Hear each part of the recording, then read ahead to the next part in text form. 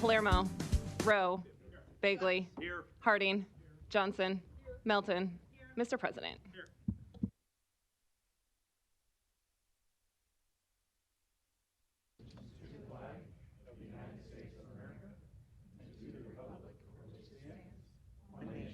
Under God, indivisible, with liberty and justice for all. And everybody can say it. Please have a seat. I found out just walking in, I must not have checked my Facebook this morning, but it is Councilmember Don Rowe's birthday. So Don, I would like to wish you a very happy birthday. So glad you decided to spend it here with us. And hopefully we'll have a very nice meeting in honor of your birthday. But Don, speaking of you, I just want to note on Friday night, I went to a wonderful Christmas party with the Millard Business Association in your district. I won a mug in their raffle.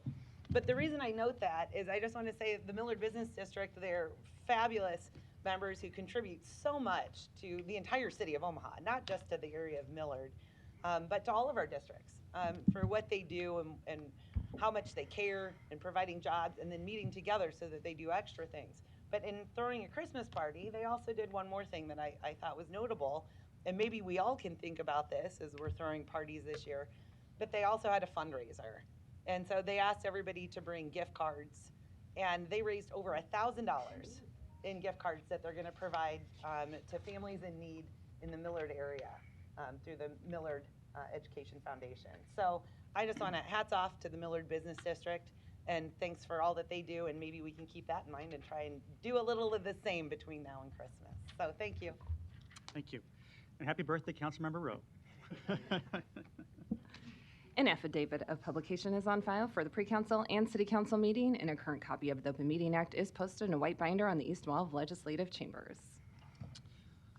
Good afternoon and welcome to the Omaha City Council. We appreciate your attendance here today. We look forward to your testimony on our various items on our agenda. I would encourage you to turn your cell phone off or at least turn it to vibrate. Item 6, a resolution to approve the 2014 Pierce Townhomes Tax Increment Financing Redevelopment Project Plan located at 2014 and 2016 Pierce Street in an amount up to $304,522. Public hearing and vote on number 6 is today. Proponents, please. Yes, good afternoon. Don Seaton, Omaha City Planning. Relatively modest scale TIF project as TIF projects go, straightforward. New construction. The 2014 Pierce Townhome TIF project involved new construction of a row house style rental residential unit, be a total of 9 units. Each will have a 2-car garage. The developer is Megumi 2 LLC, managed by Grace Longley.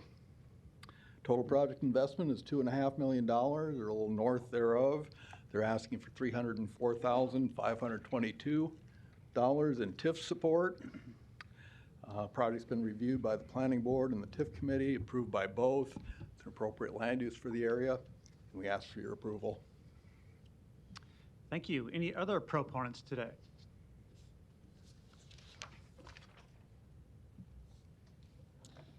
Afternoon, Council. Robert Griffith, 11440 West Center Road, here on behalf of the applicant. Thank you, Don. You do a great job, as always, introducing the project. I would just add that each unit is about 1,500 square feet and will rent at about 1,800 or so a month. There's also projected 44 construction jobs with a payroll of about $1.1 million. Here for any additional questions. Thanks. Any other proponents today? Seeing none, any opponents? Public hearing is closed. Councilmember Johnson, you're recognized. Thank you, Mr. President. This question is for city planning. Can you give us a total amount that the city of Omaha has awarded for TIF throughout the year of 2021? Total amount of TIF awards so far this year? Yes. I cannot right off the cuff. Bridget Hadley is the manager of the program. She does the annual report. She's compiling those numbers and adding in recent approvals as we go. I can't tell you for sure how much so far this year. Director Fanslow, can you answer that question? Sure, yeah, Dave Fanslow. My answer is going to be the same as Don's. What we do is probably here in the next couple of weeks, once the turn of the year starts, we will put together our annual report, and that report is usually in the hands of the public and council, I would say March, April. So we put that report together every year. I do not have a running total in front of me today. I know it's available, I just don't have it off the cuff. My apologies. Oh, no problem. And then my next question is this that's being presented to us, this housing being presented to us, does it take into account any affordable housing at all? We always mention affordable housing and emphasize it at our pre-application meetings. We don't have a requirement. The only well, not the only requirement, but one of the key requirements for TIF is that they show us their 3-year pro forma cash flow and show that they need TIF to make a reasonable return on investment, which they would not have without the TIF support. There is no requirement for affordable housing, and there's none proposed in these 9 units. Thank you. They're all market rate. Thank you. Councilmember Bagley, you're recognized. Thanks, Mr. President. I know this morning I had Councilmember Johnson's questions on TIF and the money that's been awarded this year.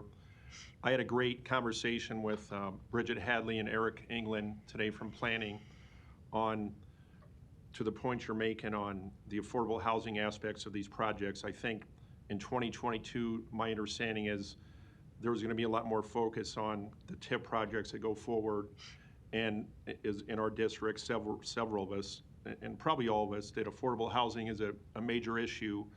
And I think as I learn this job and what the city's plans are going forward with TIF in respect to affordable housing, it's going to be incorporated more into these projects going forward. So I'll make a motion to approve this today. Thanks. Motion and a second. Roll call. Palermo. Yes. Rowe. Yes. Bagley. Harding. Yes. Johnson. Yes. Melton. Yes. Mr. President. Yes. Item 6 is approved, 7-0. Item 7, to consider a Class C liquor license for Dirty Birds located at 1722 St. Mary's Avenue. Public hearing and vote on number 7 is today. Proponents, please. Mr. President, Mike Kelly, 2804 South 87th Avenue. First of all, let me thank you, Mr. President, and all members of the council for bearing with me on our last Zoom attempt, which didn't work out too well, but eventually I was able to address you, and thank you for the results as well. With that said, I'm here for Dirty Bird. Love that name, and that's they're currently in Blackstone. This is the second location. They're going to go into the old Flatiron building, which is, I think, a great landmark of this city. And so Mr. Whalen is here if you have any questions that I can't answer, and we're here for questions. Thanks. Thank you. Yeah, you did really well last time when we couldn't hear you. Yes, I was used to be accused in the legislature of doing my best work on I-80. So, a few phone calls, but anyway. Thank you. Thank you. Any other proponents that want to speak today? Seeing none, any opponents? Seeing none, public hearings closed. Mr. Bagley, you're recognized.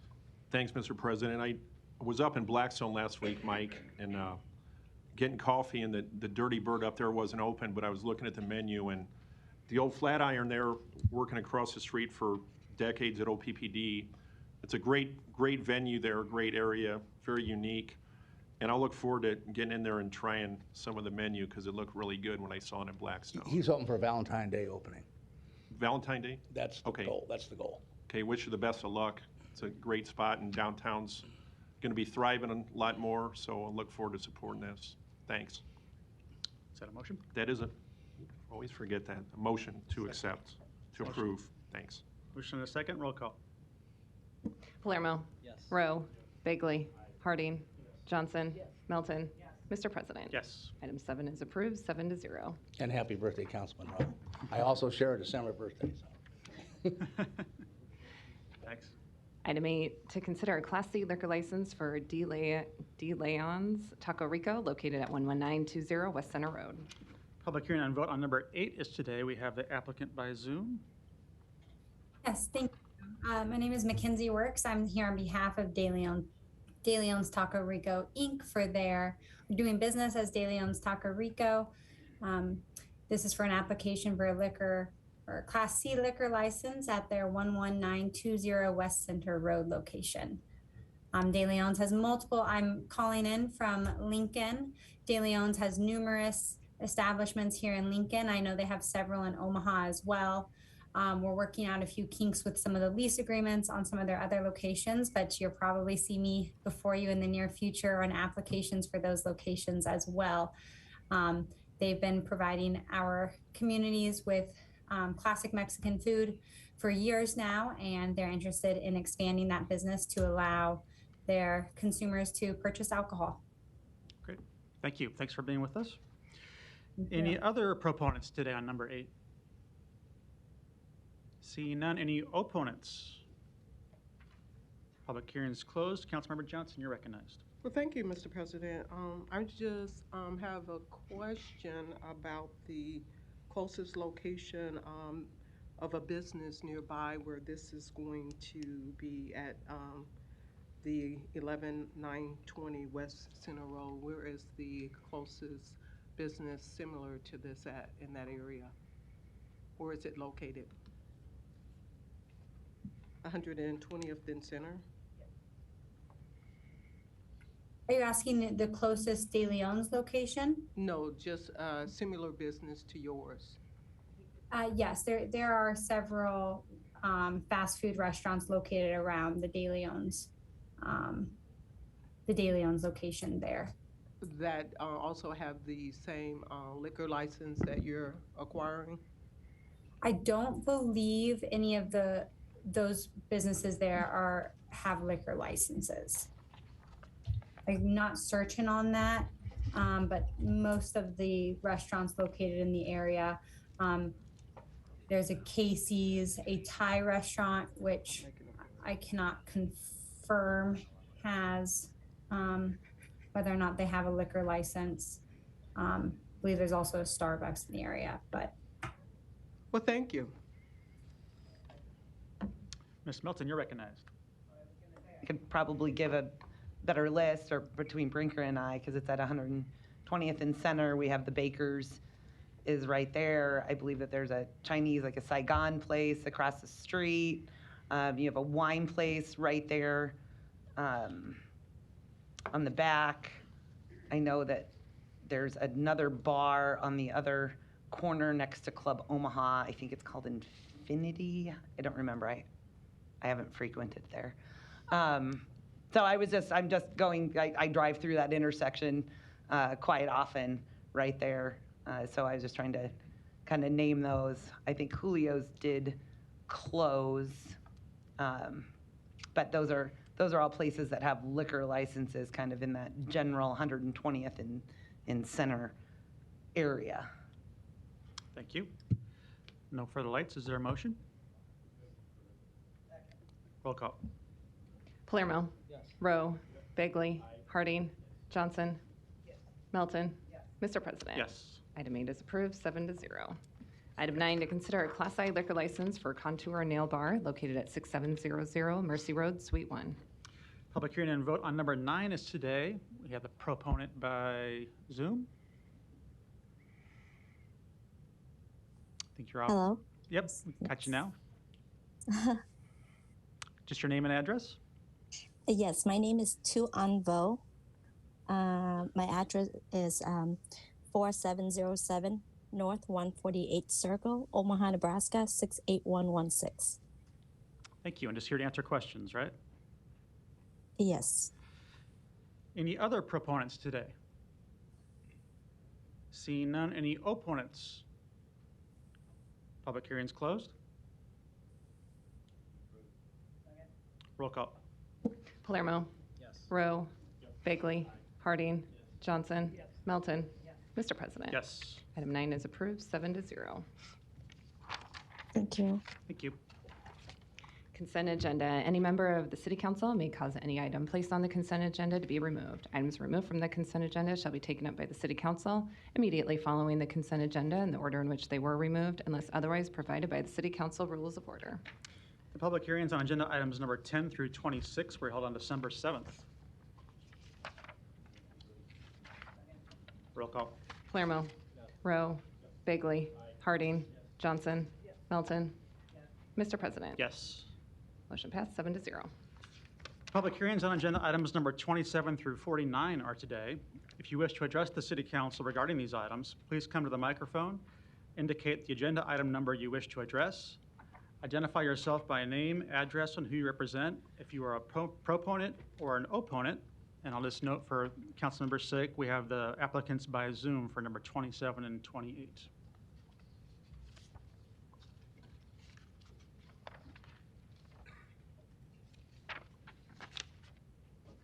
Good afternoon, Kathy Bossman, Assistant Fire Chief, 1516 Jackson, and here regarding item number 48. I'm just here to answer any questions you might have. Thank you. Any other testifiers on 27 through 49? Seeing none, public hearings are closed. Roll call. Palermo. Rowe. Bagley. Harding. Johnson. Melton. Mr. President. Yes. Motion passed 7-0. Item 50, an ordinance to approve the special tax revenue redevelopment and refunding bonds, Series 2022A, and special tax revenue redevelopment refunding bonds, taxable Series 2022B, in the amount of $11 million. A is amendment of the whole requested by the Finance Department. The vote on number 50 is today with an amendment of the whole. The amendment of the whole? Roll call. Palermo. Rowe. Bagley. Harding. Johnson. Melton. Mr. President. Yes. Motion passed 7-0. Item 51, an ordinance to approve the special obligation refunding bonds, Series 2022C, in the amount of $30 million. A is amendment of the whole requested by the Finance Department. The vote on number 51 is today with an amendment of a whole. Roll call. Palermo. Rowe. Bagley. Harding. Johnson. Melton. Mr. President. Yes. Motion passed 7-0. Item 52, an ordinance to approve an amendment to the agreement with FCC for the Omaha Solid Waste Collections Contract to authorize the increase of payments in the amount of $7.21 per month per special collection customer. Public hearing on number 52 is today. Proponents, please. Mr. Tyler. Jim Tyler, City of Omaha Public Works, here to answer any questions that you may have. Thank you. May also add that Justin Gallagher of FCC is also here if you have any questions. Great. Any other proponents that want to speak today? Seeing none. Any opponents? Public hearing's closed. Item 53, an ordinance to amend Omaha Municipal Code, Chapter 34, Article 5, private use of public property to add a notice requirement. Public hearing on number 53 is today. Proponents, please. Do I see Ms. Taylor in the audience, perhaps? Oh.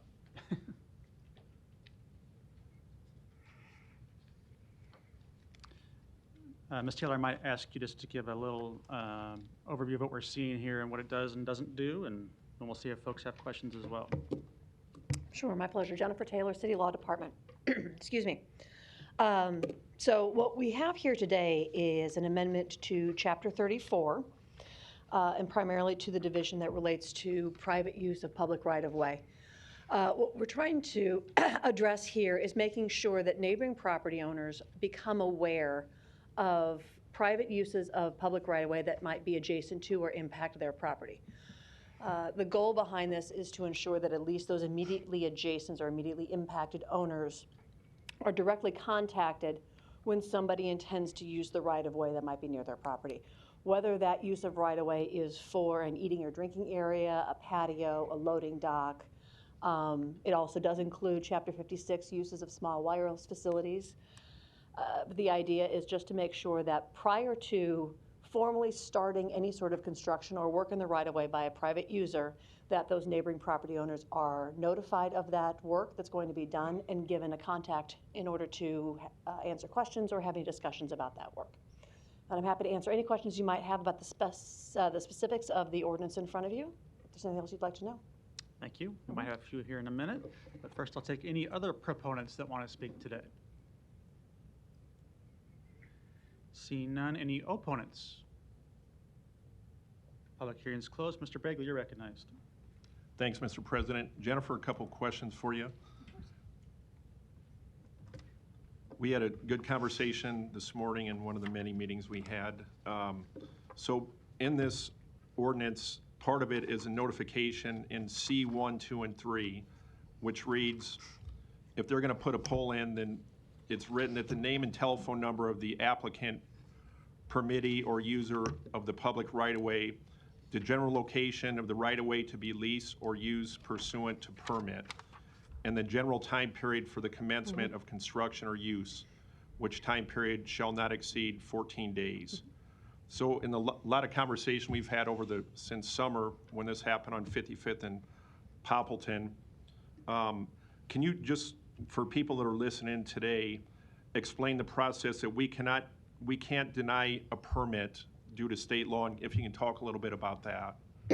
Well, specifically when it deals with small wireless facilities, as are covered by Chapter 56 of the Omaha Municipal Code, as well as the Small Wireless Facilities Act that was passed by the Nebraska legislature in 2019, which was passed pursuant to federal communications regulations. We do have a very kind of specific set of rules that we must abide by when we accept, review, and process applications for small wireless facilities. And we are somewhat limited in our ability to deny those applications based on those rules. So I think the answer to your question is our ability to have, for example, denied that particular permit was limited to the specific exceptions that are in the code and in the state law. It had to materially inhibit ADA, it had to materially inhibit traffic signals.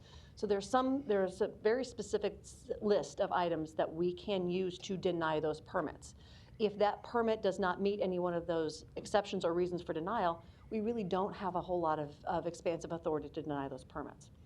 So for purposes of this, what we're looking for is to make sure that, to use that as an example, once that permit was approved and the contractor had a permitted location in which they can install the facility, prior to actually digging a hole in the ground, they would have had to give notice to the neighboring property owners that they were going to be doing that work. The idea here is that we want at least those immediately adjacent property owners to know what's happening so they don't just come home one day and find a pole in their front yard. And that's really it. This change does not really provide us any additional opportunity to deny those permits because we are restricted by state and local law with regard to that. But it does afford us the opportunity and the contractors the opportunity to give that notice to those neighboring property owners. I appreciate that explanation, and that was a process that I learned going through this, how complicated it can be. But the ordinance we have before us today, at least, so if Verizon, I'm not picking on Verizon because they, just so everybody knows, we set up several meetings with them to discuss this, and it probably wasn't the most pleasant process for them to go through. But now with this ordinance as it's written, we'll use 55th and Poppleton again.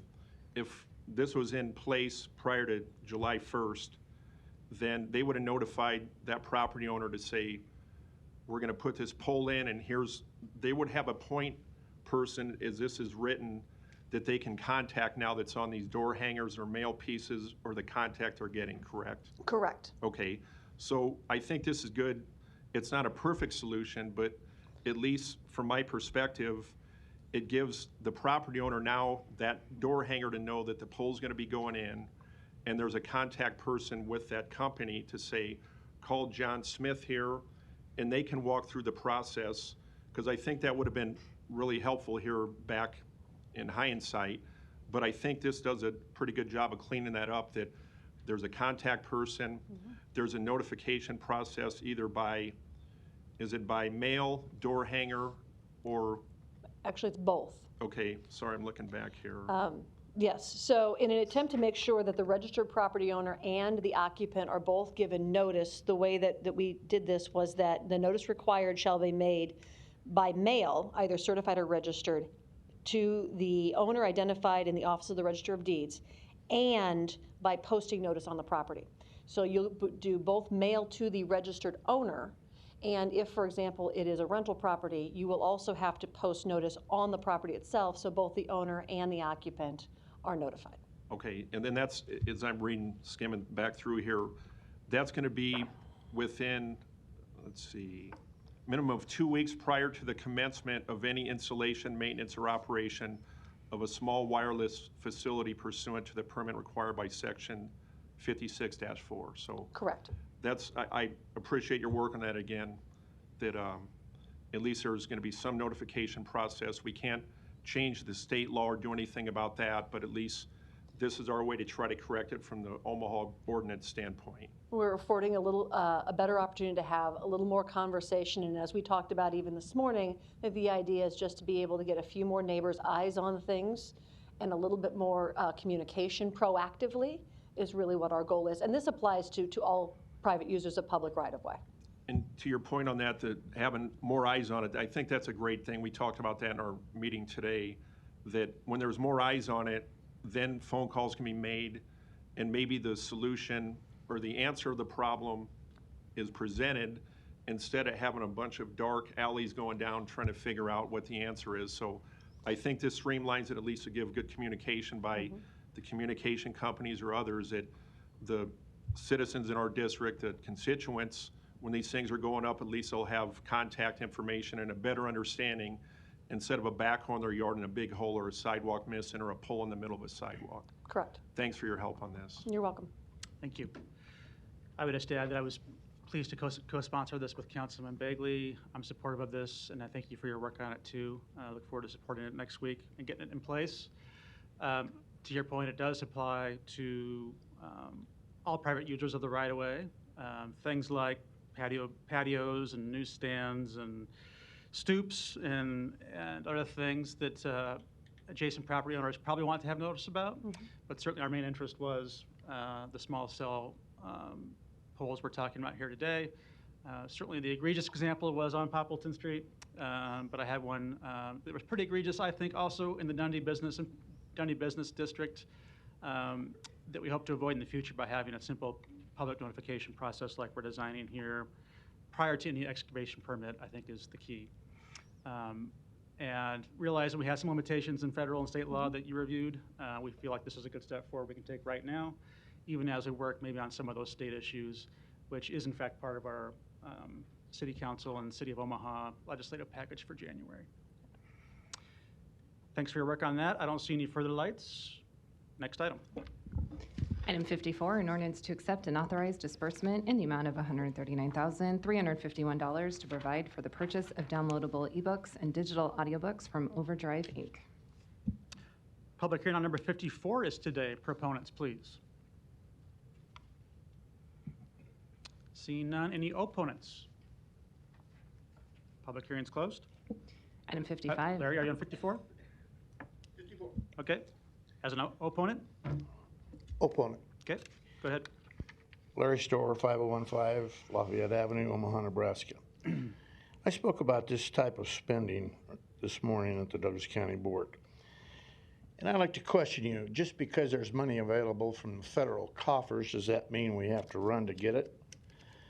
How many things need money besides these two things for the library? Is that absolutely necessary? Maybe we need help for more homeless people. We need help for more affordable housing. We need this, we need that for various programs.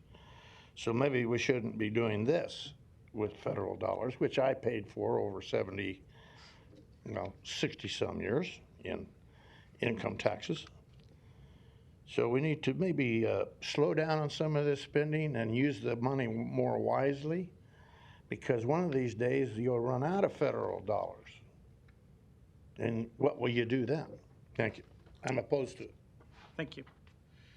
Any other opponents? See none, public hearing's closed. Item 55, an ordinance to accept and authorize disbursement in the amount of $156,263 to purchase item to enhance library services. Public hearing on number 55 is today. Proponents, please. See none, any opponents? Public hearing's closed. One public hearing can be held for items 56 and 57, ordinances to approve professional services agreements with Swanson, Russell, Inc. and Clark Creative Group for advertising and marketing services for the Omaha Convention and Visitors Bureau during a period of January 1, 2022 through December 31st, 2026. Public hearings on items 56 and 57 are today. Proponents, please. Deborah Ward with the Omaha Convention and Visitors Bureau, 306 South 10th Street, here to answer any questions. Thank you. Any other proponents today? Seeing none, any opponents? Public hearing's closed. Item 58, an ordinance to approve an agreement with the Omaha Public Schools to provide up to 11 associate school resource officers and marked police cruisers for the 2021-2022 school year. Public hearing on number 58 is today. Proponents, please. Hello, Lieutenant Charles Ott from the Omaha Police Department, 505 South 15th. I'm here to answer any questions about the contract. Thank you.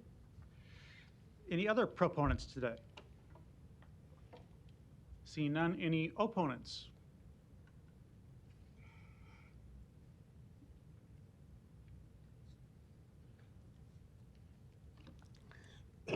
Larry Storr, 5015 Lafayette Avenue, Omaha 68132. I'm opposed to this for one reason.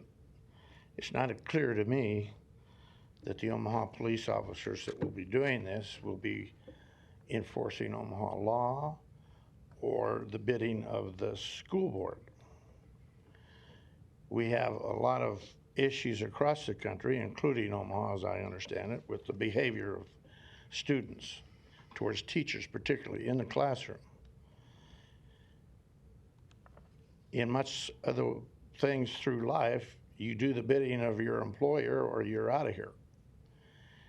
If a police officer is being paid by the school district, is he not going to be subservient to their wishes and their policy and not necessarily to the safety of each and every student on that campus?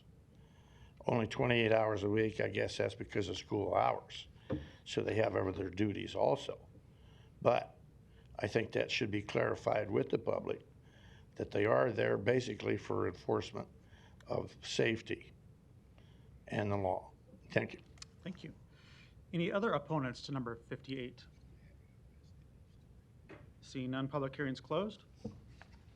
Item 59, an ordinance to approve an agreement with Digitech Computer LLC to provide medic unit billing and collection services from January 1st, 2022 to December 31st, 2026.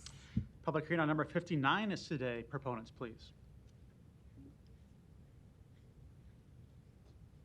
Good afternoon, Kathy Mossman, Omaha Fire Department, 1516 Jackson. I'm here to answer any questions you might have. Thank you, Chief. Any other proponents? Seeing none, any opponents? Public hearing's closed. Item 60, an ordinance to approve a functional employees group collective bargaining agreement for the years 2022 through 2024. Personnel Board recommends approval. Public hearing on number 60 is today. Proponents, please. Council, I'm president of the Functional Employees Group, Mike Maxon, here to attempt to answer any questions you might have. Thank you. And just your address, too? I'm currently assigned to 505 South 15th Street at the Police Department. Thank you. Any other proponents on number 60? Deb Sander, City Human Resources, here to answer any questions you might have. David Grauman, City Human Resources, here to answer any questions you might have. Mark McQueen, attorney with Barrett Holmes, 1700 Farnham Street, Suite 1500. I acted as lead negotiator for the city along with David Grauman on this contract and the other negotiations underway for the city. I just wanted to give you a brief summary of what the agreement includes. It's 3 years in duration. We agreed to move the governing collective bargaining agreement from a standalone document back into city ordinance, which was the case prior to the most recent agreement with the functional group.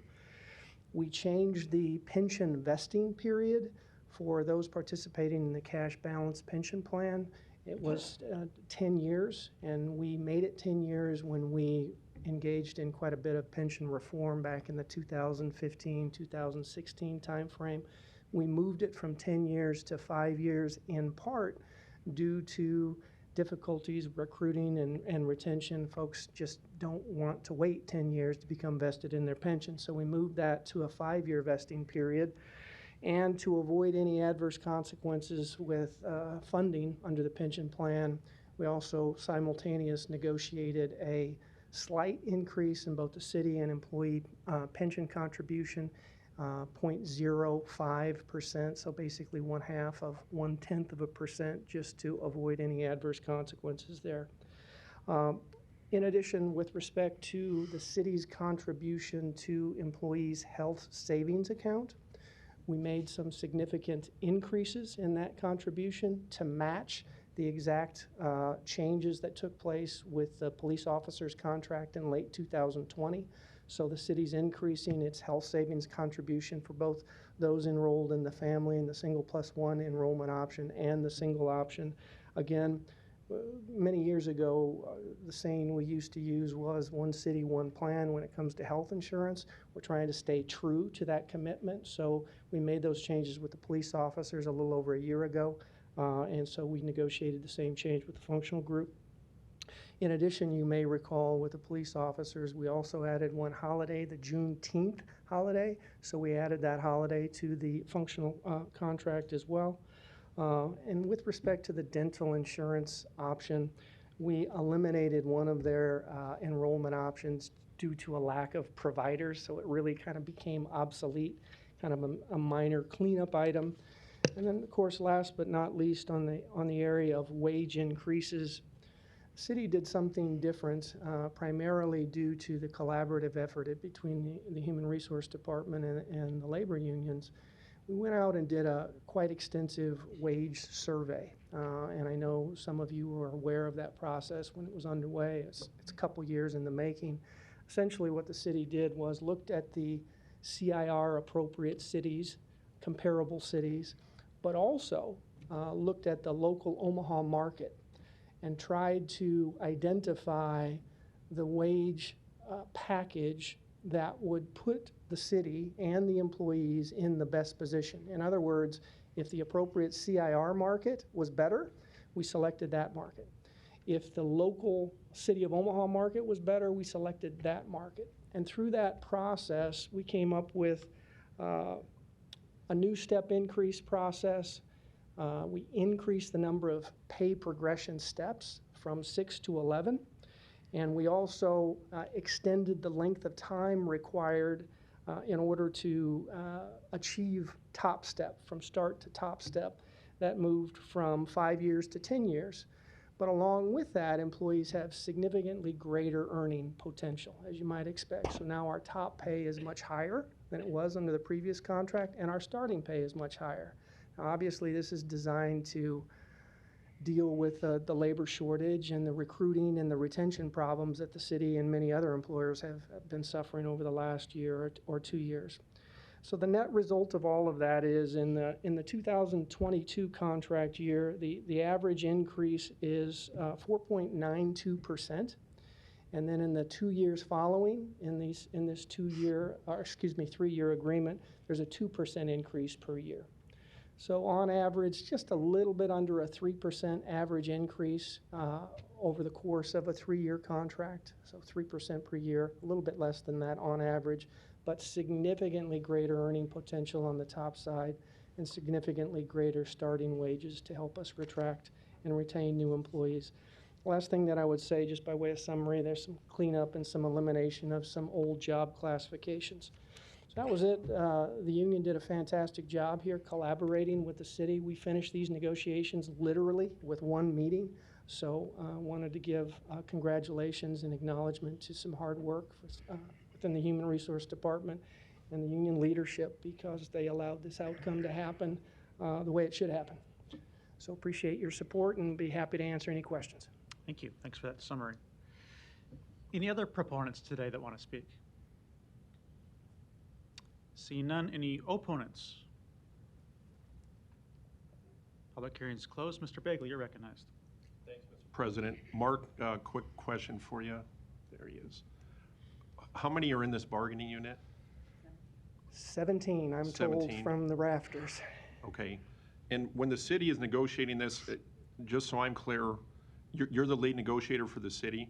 That's correct. Okay. Thanks. Thank you. Mr. Palermo, you're recognized. Thank you, Mr. President.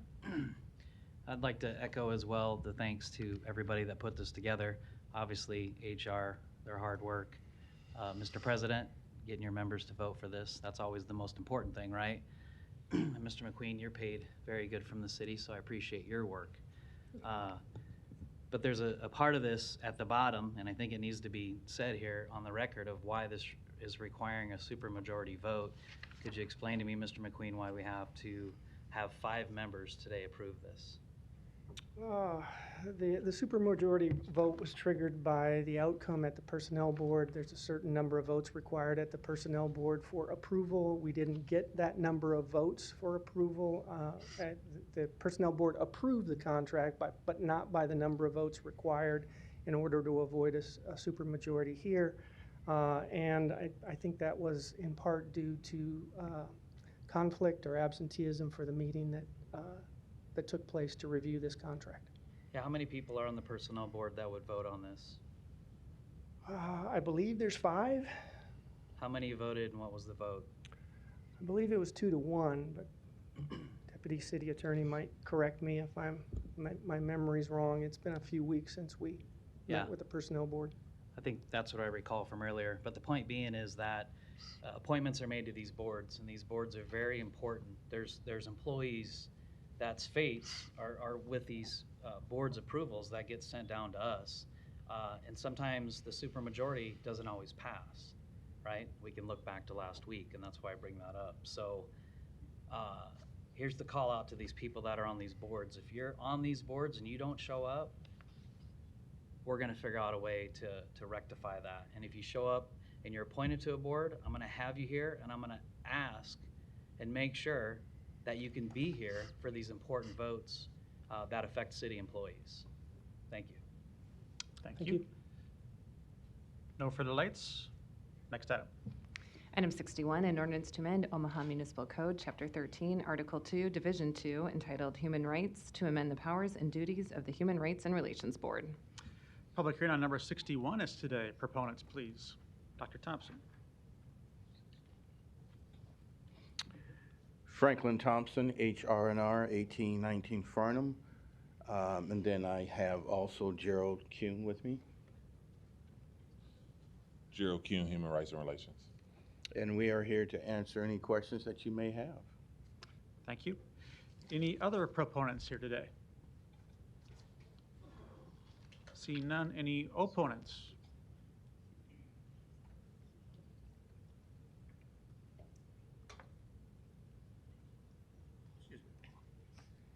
I think you said on 61? Yes. Yeah. Larry Storr, 5015 Lafayette Avenue, Omaha 68132. I'm not against it in principle, but in theory, I'm against the way this is worded for reasons that are obvious on a national basis. I've talked about this before. But this implies that we may be changing our laws, our ordinances, to fit certain theories, such as CRT. CRT tries to reverse a lot of things. It's not just me saying this. This is a national discourse, I guess they say, because discourse is a one-way conversation with from somebody to somebody, but there's no back and forth discussion of it. And I think we need a bunch of that here in Omaha, because an awful lot of people are getting their backs up on both sides against each other. That's what CRT, a form of Marxism, if you will, does. You want to shake your heads and say, I'm way off base. But on a national basis, if you read a lot about it, it's exactly the kind of things Marxism do. And there's words in some of our proclamations and things that do that.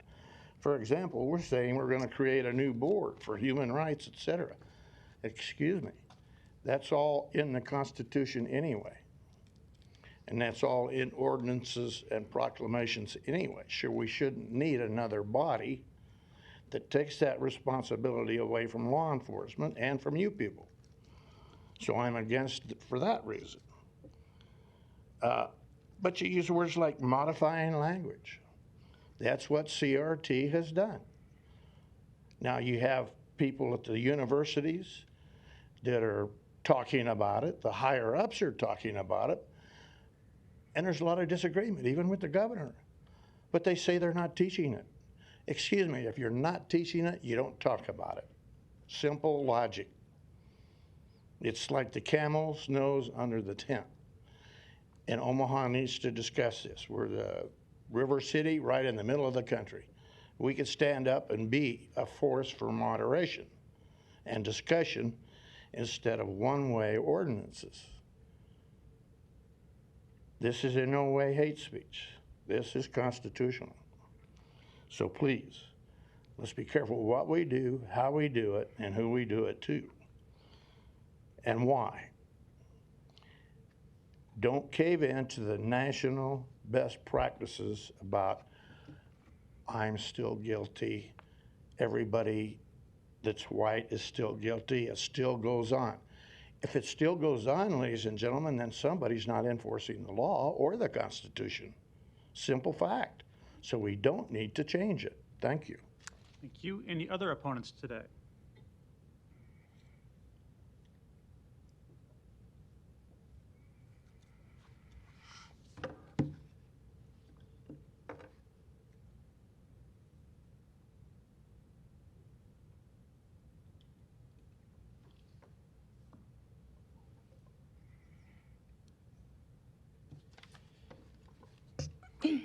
Cheryl Weston, 1811 Emmett Street, Omaha, Nebraska. When I saw this was on the agenda, I hesitated for a moment and I thought, okay, this is just a public hearing. But truly, this is not what the public hearing should be, because this was not put out to the public. There's a lot of people who do not watch or read the agenda, but they do listen to our city council members when they make an effort to let us know what's going on. So I'm standing here today because, again, as I said, I thought about what I wanted to say and why. And what came to my mind as to the reason why, I thought of some of our national and those of our late people, nationals such as John Lewis, who says sometimes you have to have a little trouble, but be good trouble. And I think that's the reason why we need to have further public hearings on this ordinance. I thought of Pastor McNair, Dr. Williams, Dr. McPherson, Pastor Wade, the late great Mildred Brown. These are people in Omaha who were around sometimes when this board had started. I thought of Beverly Blackburn Weed Jones.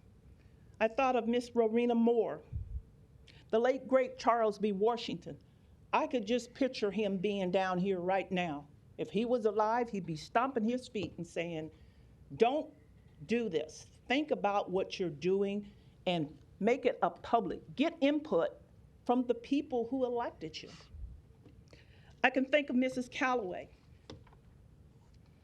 And one time I can think of Miss Council, Brenda Council, who was a member once of the City Council, Board of Education. Just listened to her last night. People, City Council members, please do not make this on the third reading and pass this. Open up and invite the public to give you some type of wording or comments on it.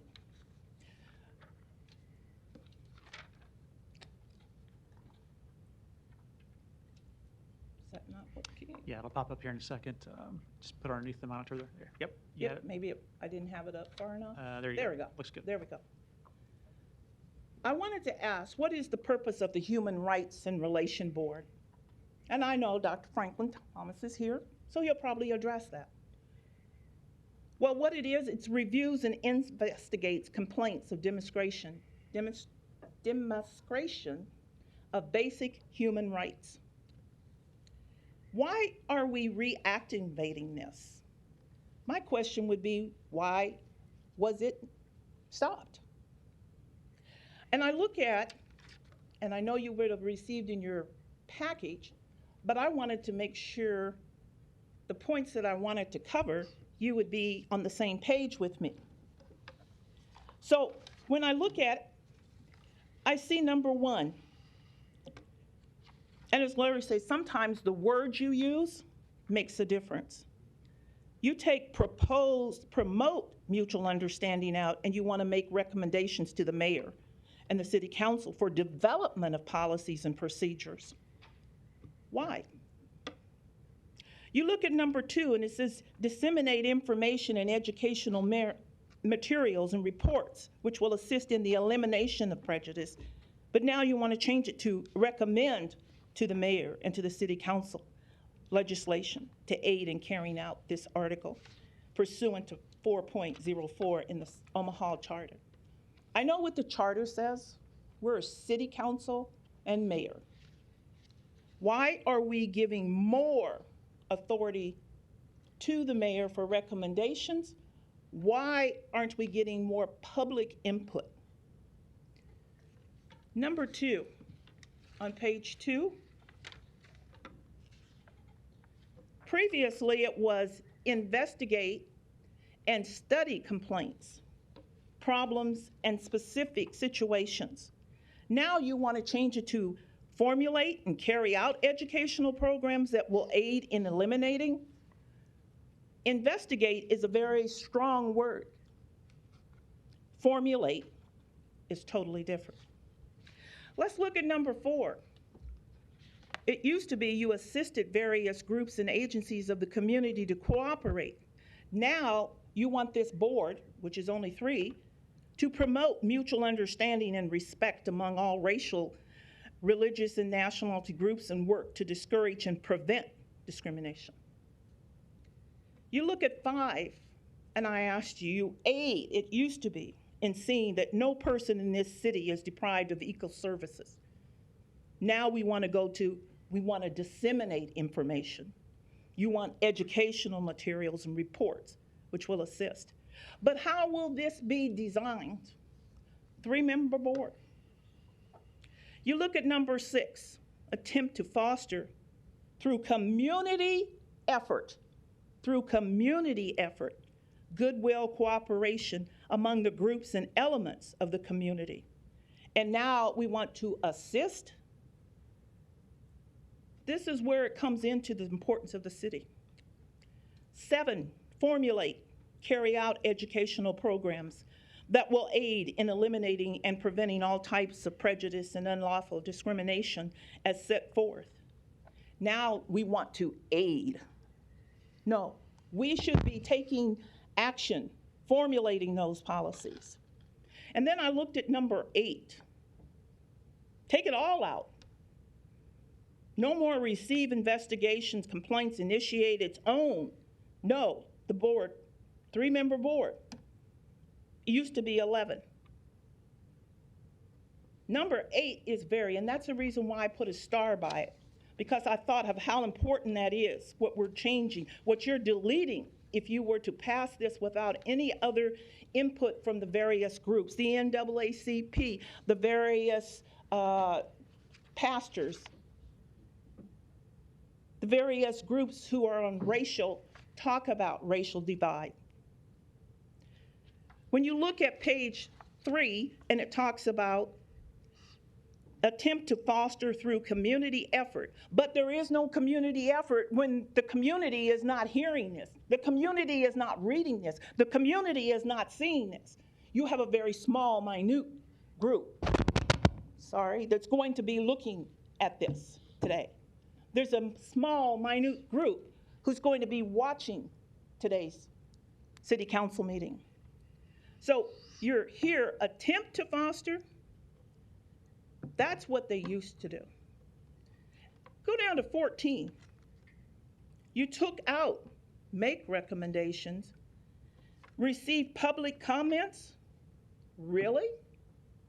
Today's a so-called public hearing. Then how come we don't have this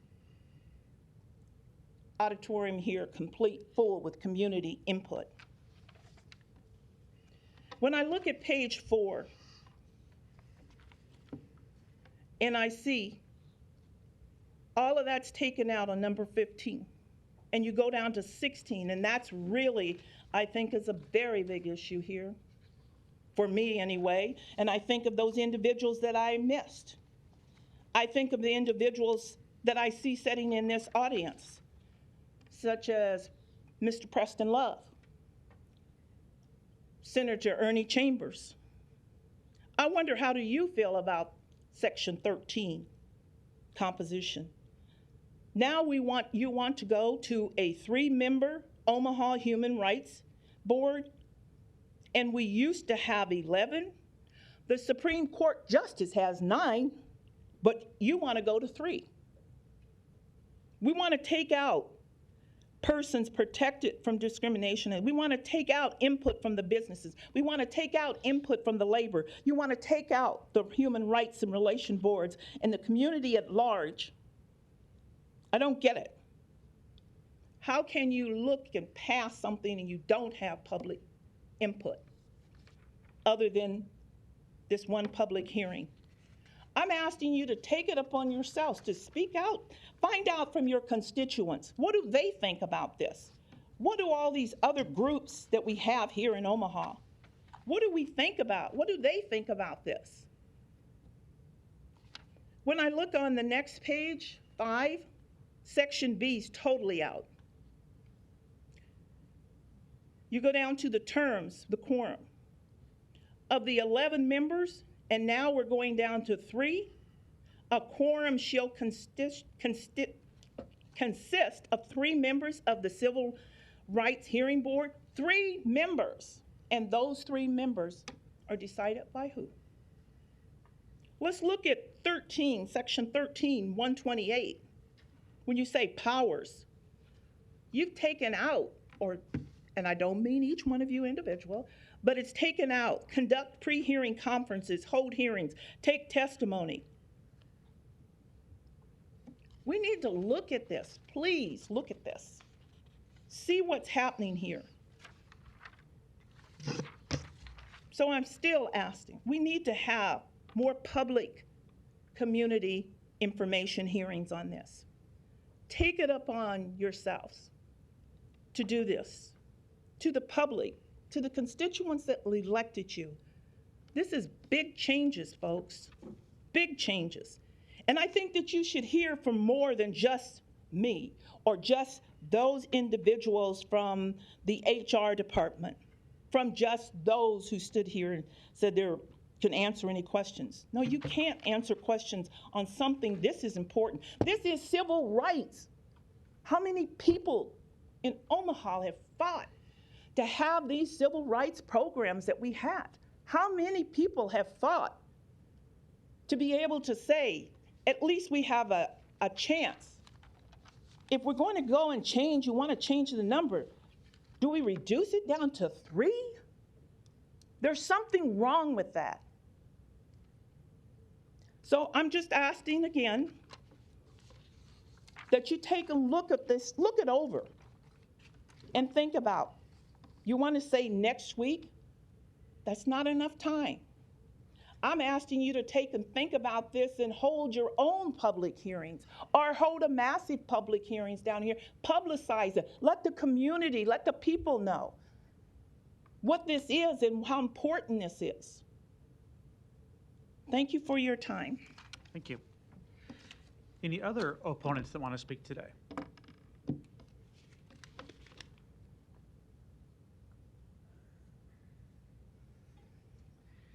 Luis Jimenez, 2709 Dewey Avenue. I don't want to derail the conversation, but can I speak as a proponent on this? Proponents have already gone, Luis. We can catch you afterwards if you want to add some input to council members. Okay, well, I'll speak as an opponent then. As an opponent? Yes. So you're opposed to item number 61? Yes, Okay. because it's not enough. It's Go not ahead. enough for what has transpired here in Douglas County. There's a lot of history of discrimination and inequality, and actually that's how society here in this area started in Nebraska, the removal of the buffalo. They were targeted to slaughter,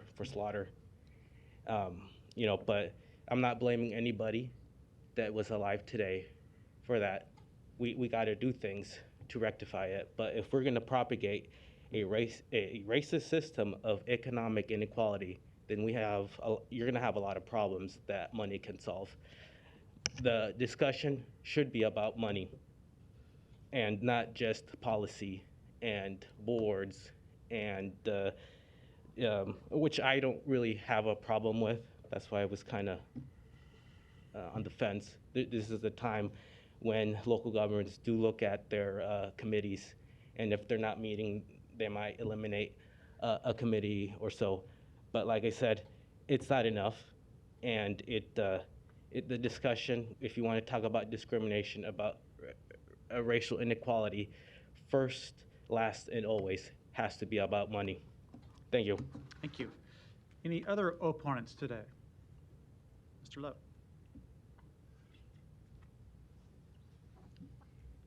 Preston Love, 6021 Villa Asante. Quite frankly, I'm not really standing in opposition.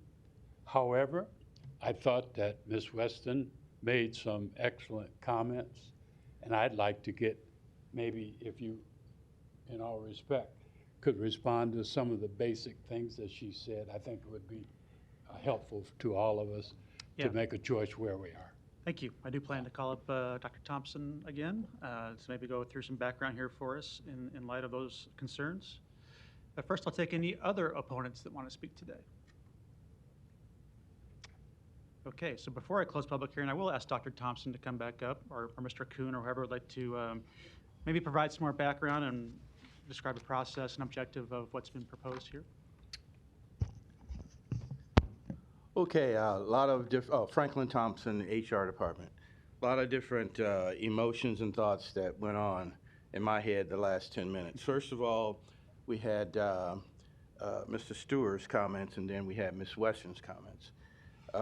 I'll take each one of them separately. Thank you. And Dr. Thompson, I think just the name and address for the record again. Oh, okay. 1819 Farnham, HR department, room 502. Thank you. The best office in the building. No, Mr. Stewart's comments, I appreciate his willingness to be engaged in the process, but one of the things that I heard is that we're starting something new. This Civil Rights Hearing Board is on the books already. It's not new. What's new is that we haven't had the board for about 24 years. And so the problem is that we had something on the books and we weren't doing it. So the next step was to try and get it done with the original 11 people. For 2 years, I've asked the board to give me nominees for that board, and the nominees did not come for 2 years. There was a nominee from District 1, I can tell you. I continue. So, Ms. Holquist, if you could come up also, please. So, Ms. Holquist decided that it may be best, instead of to try and get 11 people, unsuccessfully get 11 people, maybe we should just go ahead and make it a more manageable number, and the manageable number ended up being 3. But that's not necessarily a magic number. What we do want to do is face reality, and the reality is that this board would only meet once or twice a year, and trying to get 11 people to be on a board that doesn't meet that much is a logistics nightmare. So I think logistically it was pared down to 3 just to try and make the thing manageable. So there is nothing new that we're doing. We're trying to rectify something that we're not doing. Just a side comment about CRT. CRT has nothing to do with this at all. And I was on a conference for CRT last night, and it's amazing how much people don't know what that's about. I just want to say one thing about that, and then perhaps I can speak to the public in a different setting about that. But CRT is not against white people. CRT is an explanation of how people are bullies, selfish, and they look out for number one. Now, in order to do that, you have to have an excuse.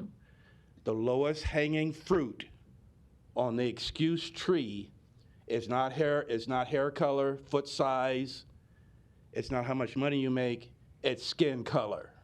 So the real CRT is an explanation about how people all over the globe, America, North Korea, Rwanda, former Yugoslavia, all people use race because it's the easy excuse to be bullies and to abuse power and privilege.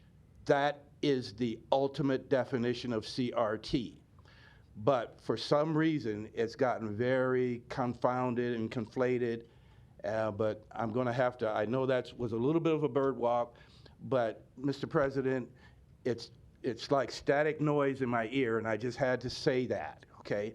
So there are people on the political left and the political right that do not know what they're talking about. So I'll just leave that alone by itself. Okay, now, getting to the other comments of Ms. Weston. I accept the fact that there could have been better publicity and more input. However, there were some erroneous conclusions that were drawn, even with Ms. Weston, who I consider a friend. We are not replacing an 11-member board with a 3-member board. We want 2 boards. But what's happening is that the one board was forced to do both jobs, and we were out of compliance. There should have been 2 boards all along, and there was one board, and the one board, known as Human Rights and Relations, were doing things that they had no charge. And some of them weren't even qualified to do some of those things. So basically speaking, we have one board that listens to the public and tries to help bring about better awareness, and then the second board, the hearing board, is the one that has an opportunity when we do our cases. We do cases on discrimination regarding housing, employment, and public accommodation. We make a determination, and if our determination does not agree with the client, the complainant, they have a right to get an appeal. The Civil Rights Hearing Board is the appeal board for our department's decisions, okay? So when people use the word human rights and relations, they make it such a broad umbrella, and they just assume that everybody has the same definition as, you know, what the charter says. And so we have to, as a director, I have to go by what the charter says, not by what emotions want it to be. Now, are there some things in Ms. Weston's critique that need to be developed and happen? Yes, there are some things. For a long time, I've had a criticism of this department in that they only had one R, rights, and that's it. This has always been a human rights and relations board. And so the relations have been a small R and the rights have been the big R. And we have to make sure that both R's are equal. So there are some issues brought up by Ms. Weston that are legitimate.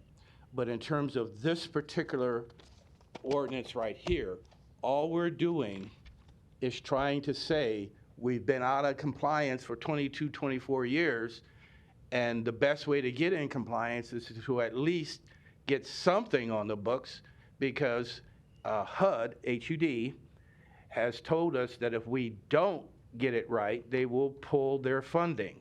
They have a phrase called substantial equivalency, and we have not been substantially equivalent to Des Moines, St. Louis, et cetera, because we don't have that board.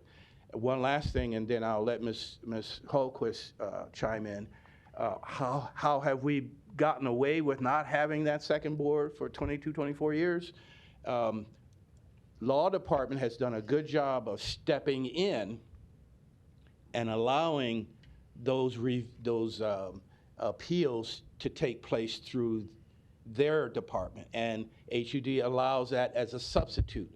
However, HUD wants us to be substantially equivalent with the other sister agencies, and those agencies all have a board, a civil rights appeal board. Now, going forward, we have two things we can do for those who want an appeal. They can continue going with law like they've been doing for years, or they can go before the Citizens Board. So at this particular time, hopefully that provides some clarity, because there's a lot of confusion, but I'll step aside and let the legal expert talk more about the actual drafting and the language that's before you. Thank you. Ms. Dahlquist? Thank you. Stacy Holtquist, Senior City Attorney. So there's two parts to this ordinance that's before you.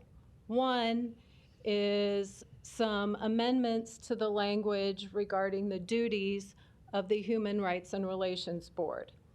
That language was, the purpose of those changes is for a little bit of cleanup and polish, and to make it, the language more consistent with what the board currently is doing and the purposes they are serving.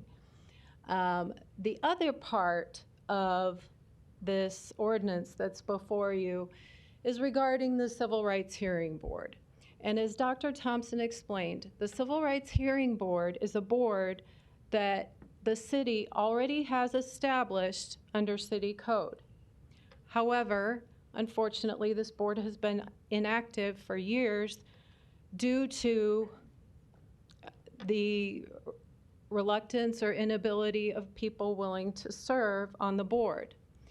And as time has gone by, it's been a problem that the city hasn't been able to find people that are willing to serve on this board. This board is important because it provides an administrative hearing function that is an alternative option for people who do not necessarily want to go to court with their case. So the way a case starts is the city Human Rights and Relations Department investigates complaints regarding housing, employment, and public accommodations discrimination cases. If there is a cause finding of discrimination, that complainant, if they do not settle their case through the end of the investigation, that complainant can take their case on to court, or in the alternative, the Civil Rights Hearing Board. The Civil Rights Hearing Board is most important for housing cases and public accommodation cases. Usually employment cases the complainant will receive a right to sue letter that's granted pursuant to federal law, and they will typically take their case directly to court. But the Civil Rights Hearing Board is a very important option to have in place for housing and public accommodation discrimination cases. It is very important to HUD that the Civil Rights Hearing Board is active and in place as an option for a complainant who wishes to take their cause finding on to have their case heard. HUD has made it clear that the city's compliance with their programs is in jeopardy, and if they do not see our Civil Rights Hearing Board active again, this could ultimately jeopardize HUD's funding to the city. HUD provides funding to fund the city's investigations of discrimination for housing complaints, and to provide training and the other functions regarding housing. So we don't want to lose this money. We want to have this Civil Rights Hearing Board active as an option for complainants who wish to take that alternative administrative hearing instead of going to court. The idea with an alternative to court is the administrative hearing board might be perhaps less intimidating for a complainant. It's a different atmosphere, and the hearings are not run by the board as a group. They are run by the hearing administrator or hearing officer, which is an attorney hired by the board. That's how these hearings were done with the Civil Rights Hearing Board previously when our board was active. And that's what the Civil Rights Hearing Board's rules have set up. Because we have been unable to secure people to serve on the Civil Rights Hearing Board, the purpose of this ordinance is to allow members of the city's Human Rights and Relations Board to also serve as the Civil Rights Hearing Board in the event that there would be a complainant that wants to take their case through the administrative route. And so this draft of this ordinance was submitted to HUD. HUD's current director did review it and did send his approval to me, which I have shared with the administration. And that was important because we wanted to be sure that whatever we were doing to try to make this Civil Rights Hearing Board active again would meet with their satisfaction. Again, to keep HUD's funds coming in so that our department can do their work regarding housing discrimination. Okay. Does anyone have any questions? We have some lights on. I thank you for that background. What we'll do is close public hearing. I see Councilmember Johnson has her light on. Thank you. Thank you for your information that you provided this body with today. Having been a member of Blacks in Government for over 30 years, and the conversation that I just heard regarding HUD involvement in this is a great concern to me. And I'd be very open to seeing what the remarks were after providing this language to the director in terms of what his feedback was.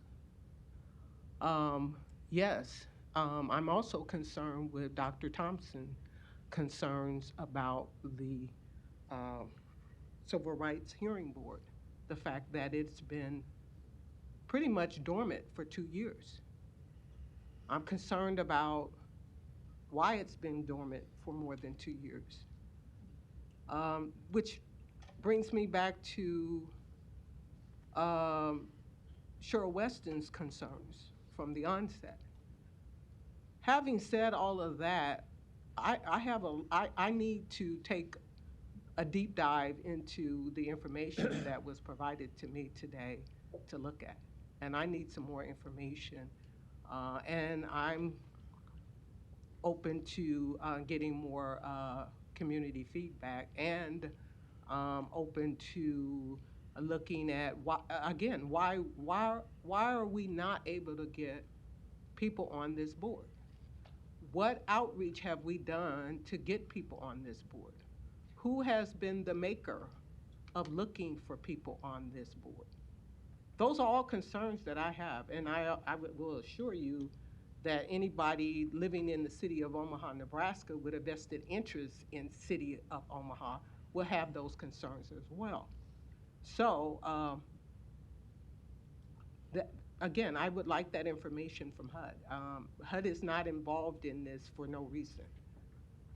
There has to be something as to what dialed their number for them to be concerned about this. Well, the Civil Rights Hearing Board has been inactive for more than 2 years. Close to 20 years, I can only estimate. It's a significant number of years. And under the federal law and the federal procedures, they have an administrative hearing board as part of their procedure.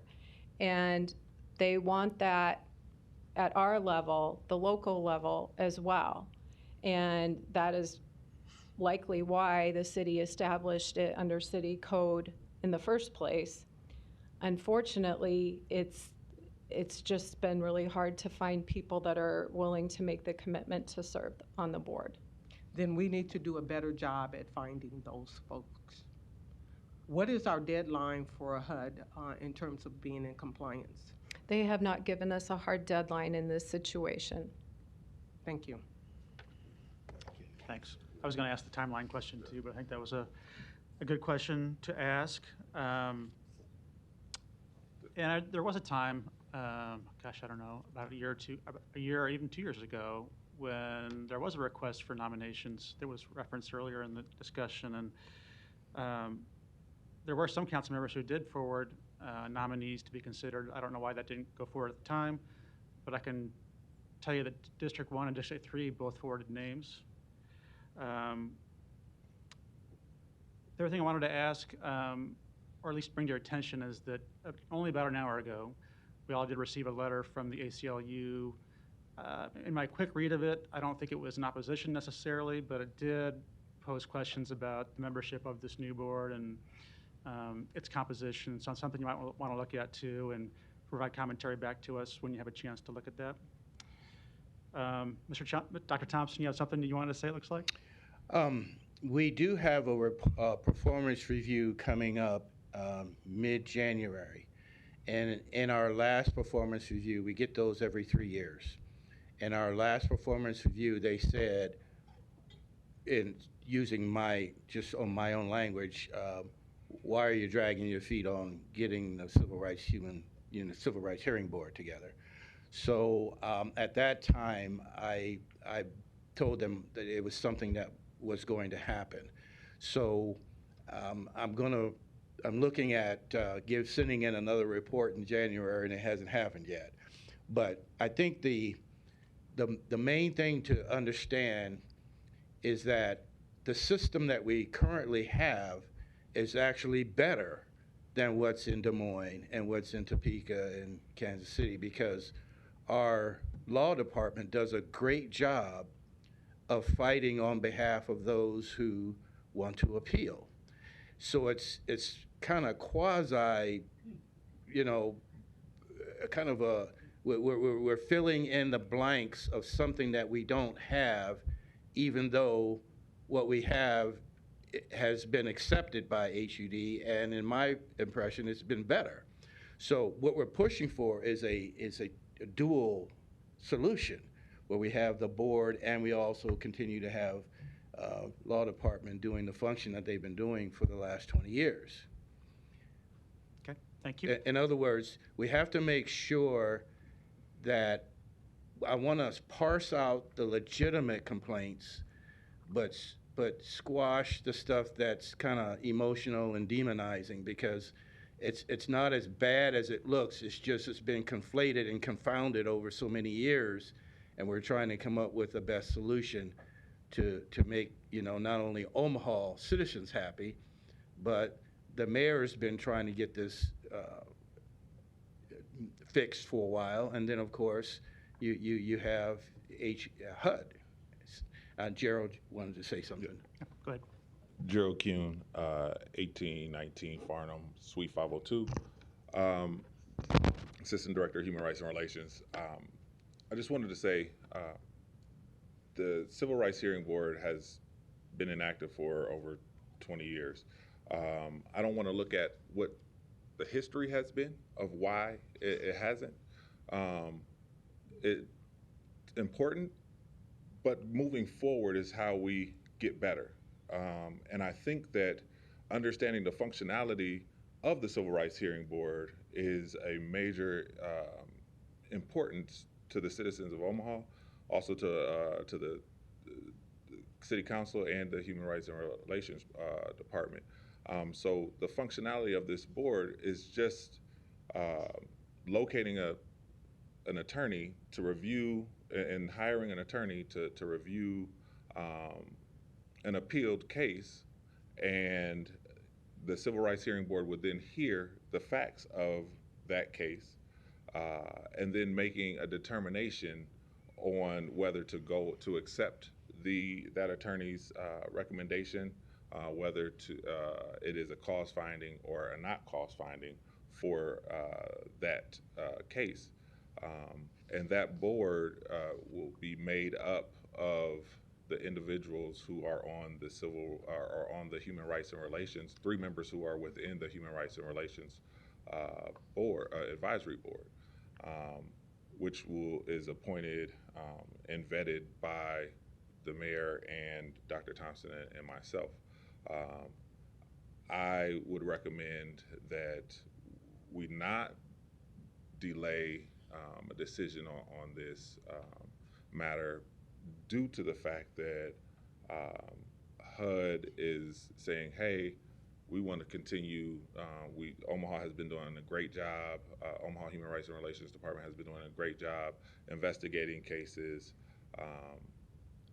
but we would like to see this board in place. And we have been telling them that this board will be in place for quite some time, and then it hasn't been. And I would just hate to ruin that relationship with the HUD department and stop funding and possibly not be able to continue investigating housing cases within the city of Omaha.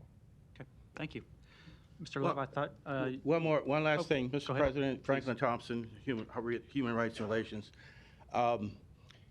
It's very easy to be confused out in the public because if we don't give clear messages or give clear signals, they're only guessing at what's going on.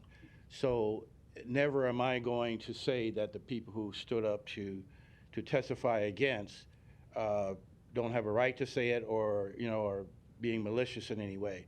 But one of the things that is dawned upon me is that, and like I said, we took 2 boards and we tried to combine it into one, like taking a square peg and putting it into a round hole.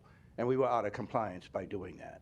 So what the new language now, it sets the 2, it delineates the 2. One has educational duties and the other has more investigative duties. And it's clean, it's the way it was meant to be to begin with. Why it was never done that way in the past, I'm not sure, but we're trying to follow the law by not having some people who are not qualified make judgments on cases, and they have no idea what the Title VI of the Civil Rights Act is. So we're trying to put the highly qualified legal people on the Civil Rights Hearing Board, and the more community, let's bring the community together on the Human Rights and Relations Board, because the 2 goals are not the same. And like I said, we were out of compliance, and at times we had people looking at files and they shouldn't have been looking at files because they weren't qualified. So I put a stop to that when I got hired. Thank you. Okay, thank you. Mr. Love, I'll recognize you one more time. Looked like you had something you wanted to add too. I came here, Preston Love, 6021 Villa de Sante. I came here to talk about 3 other items, and I'm spending all my time on this one, but I felt compelled to prove to all of you, with the exception of Mr. Begley, because he's beginning to get something I have, which is gray hair. I've been here and I've watched this evolution of this area, and I felt compelled to just give a snippet of some of the key things. Over time, this agency, it's just probably not correct to call it an agency, has lost its members because the members felt that they were not being listened to. That's the people who were on the board. And so it didn't take long for that to get around. So then to go recruiting for new members made it almost impossible for you to recruit because the perception is that it didn't have any teeth and nothing was being done as a result of some of the investigation. That's the historical past. So that's why it's been hard to recruit and all of that. And so over time, it has lost, in short talk, credibility. And so part of the solution is to try to figure out a credible way. I can say this before I sit on this, is that the need for this organization is critical and growing, but that it needs to be packaged and structured in a way that it makes a difference. The need stays the same. If you don't make a difference, then nothing is the same. And so those pieces need to be talked through as well. And as to HUD, I think if you would talk straight to HUD and say, here's what we see, here's the background, and here's what we're trying to do, they'll give you time to do it because they think that you were trying. But if we're just trying to meet a deadline, I'm not sure if that's good thinking. Thank you. I don't have as much gray hair yet, but that's my recollection of the history too. Thank you. Ms. Johnson, you're recognized. Dr. Thompson and your team, you guys have done a remarkable job in terms of helping us get to this point that we're at today.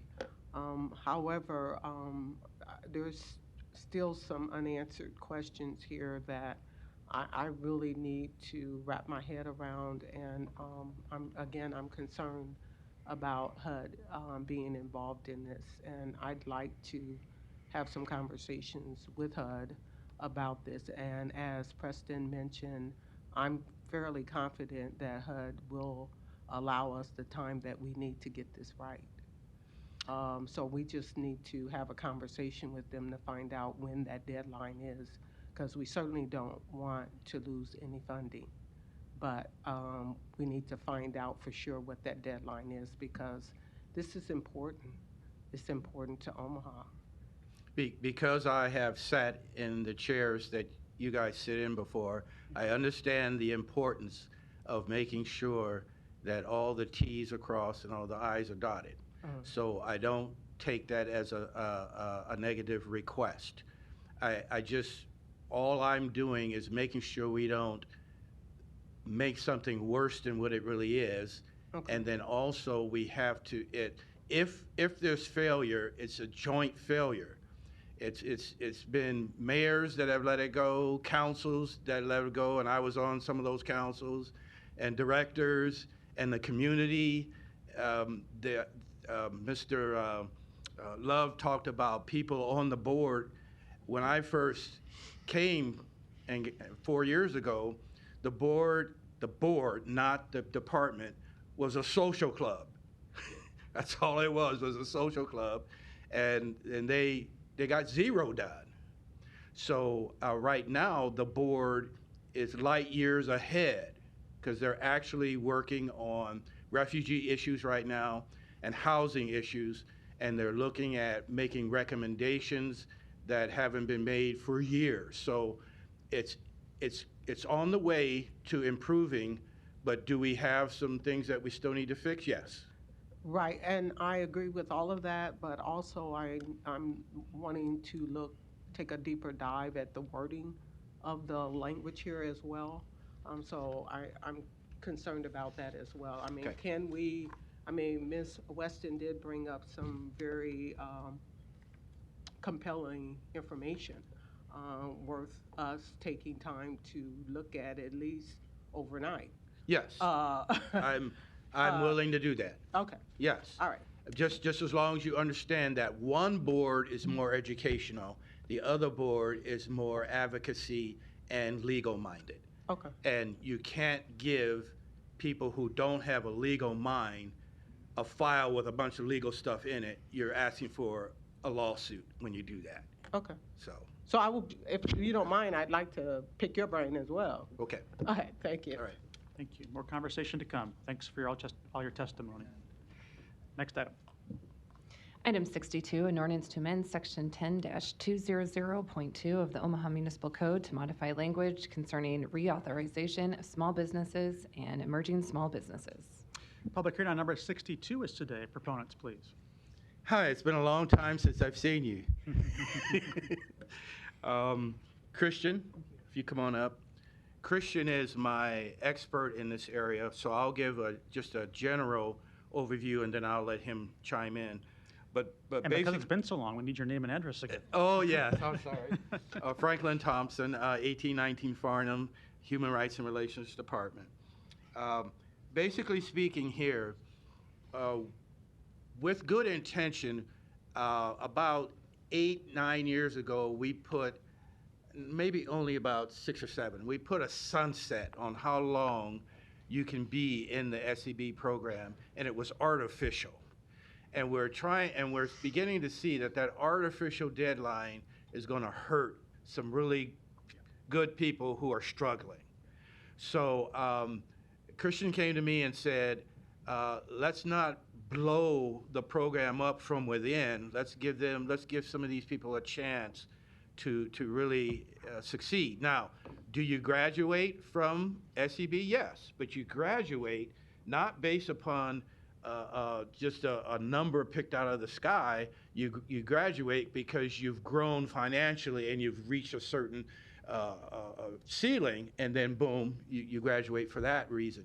So that's the basic premise behind this. And then there's a secondary premise, which is that the wording says that Public Works Department and our department will manage this, and for the last 4 or 5 years, we've been managing it without necessarily having a co-manager. So it cleans it up that we're in charge of the program, and it kind of releases Public Works to be our helpmate, our helper, rather than having these fuzzy lines of who's in charge or not.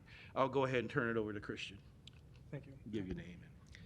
Christian Espinosa, Human Rights and Relations Department. I just want to echo what Dr. Thompson said. This is just a cleanup of the language about the Public Works and Human Rights and Relations. We've been doing the same job. We are working with city departments about the set-asides for the Small and Emerging Business Program. I work with project managers across the city to make sure that we have enough small businesses to perform certain jobs.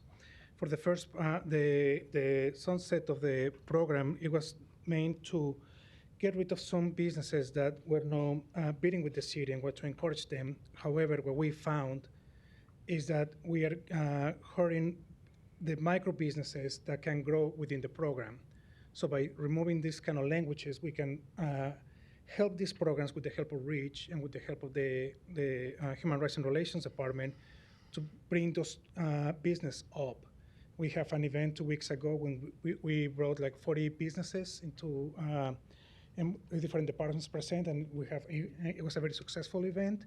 We have new businesses coming onto the line. The businesses were already in the program are ready to bid in more capacity. So I will look for your approval for this ordinance. Thank you. Thank you. Other proponents?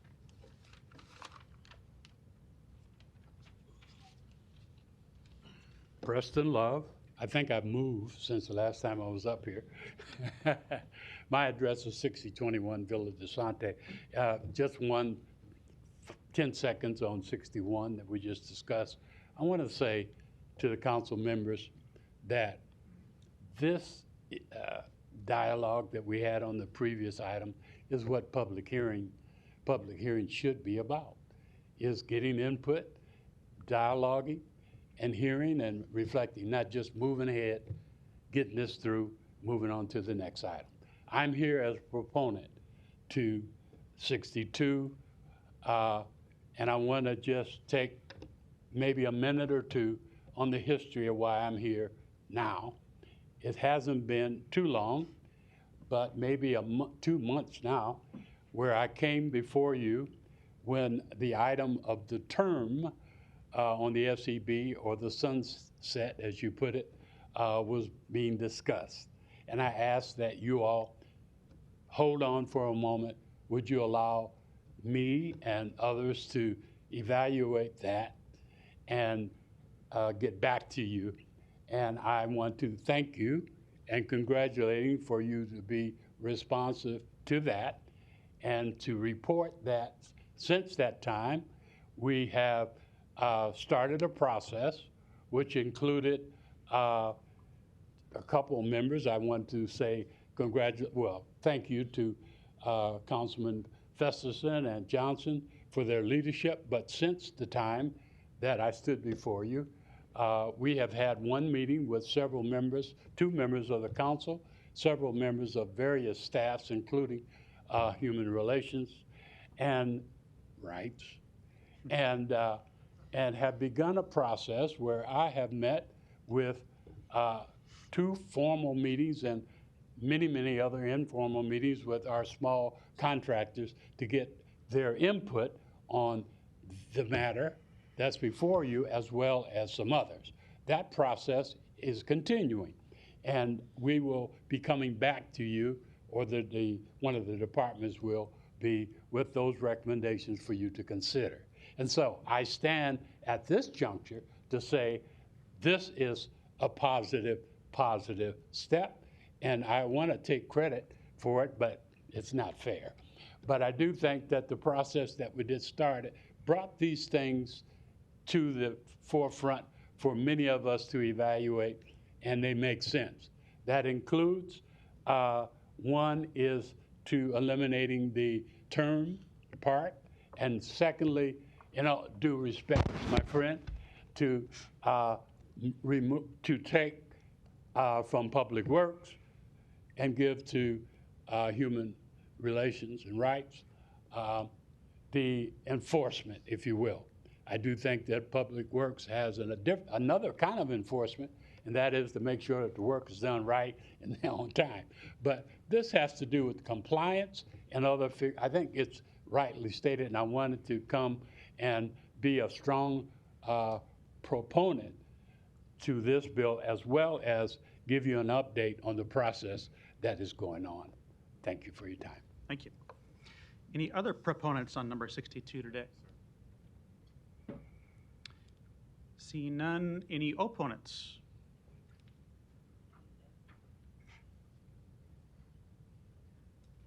My dear friend, Senator Chambers, how are you, sir? I started working with Senator Chambers back in the 70s. How did you retire? Anyway, Donnie Johnson, North Omaha Concerned Citizen Foundation, and the Johnson Equestrian Foundation. I've never opposed my dear friend, Mr. Franklin Thompson. Mr. Johnson, do you have an address for us, too? 4928 North 52nd, but tomorrow I'll be going to Mars on that space shuttle. You want that address, too? Just need it for record, thanks. In the meantime, I think what human relations, as I was listening here, I only came here for another reason, because we're planning on, after the school board giving me that building on 30th names, bringing wild animals from the African continent, like baboons and rhinos, and do we have to come down here to get permission to rezone that? In the meantime, to cut through the chase of the human relations, Mr. Crump, the lawyers that's coming out of school today are eating the Creighton University lawyers alive. So that's what they're trying to tell you about the human relations, all these lawsuits and human rights violations and surrounding the police department and all this behavior. They're suing the city left and right. So I suggest in that program that Mr. Franklin, my classmate, is working on, to rethink this, because Congress and I have agreed on some issues concerning defunding the police. And these lawsuits are getting really strange, especially the one that Crump got in Minnesota. And my job is to look out for the city of Omaha and make sure that we stay on track while I work with the refugees and tell them this is what we're going to do. We're going to go over to Mr. Frederickson's district and find out why he's doing so well.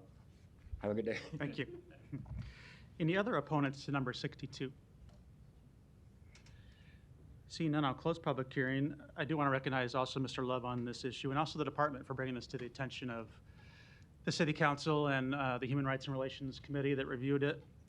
So I go back more than 10 years with Mr. Love on this ordinance, to the time at which Nebraska voters disapproved of affirmative action throughout our state, which many of us opposed and still do today. But part of that next step for us was the creation of this ordinance, the Small and Emerging Business Ordinance, so that we didn't lose the capability of giving small emerging businesses the opportunity to do business with the city, which is now defined as Tier 1 and Tier 2 small business opportunities in areas of poverty, but also throughout the entire city. And it did start out a little bit slow, but Mr. Espinoza, if you can come to the microphone, it's always had a goal of at least 14%, but I think we're way above that now, aren't we? Right. So the last 6 months, we reached 24% of total percentage of the projects for the small and emerging business program. And I was crunching the numbers the other day, and we're a bit closer to 30% for this year. So 30%, that's quite a big increase from when the program first started. And I think is an indication of it being successful along with the REACH program and all the things we've kind of helped support it with. So I support these changes. There's no reason to take the arbitrary time frames, to keep the arbitrary time frames in there that might disqualify a number of these businesses that are growing and being successful. And we didn't do that by the end of the year, or else that does happen. So that's why we're on this track today and on a track for approval next week, which I'll approve or vote for. And I also approve of the notion of it going to your department. I think you've been very attentive to it and care deeply about its success. So I think that's also a smart move for us as well.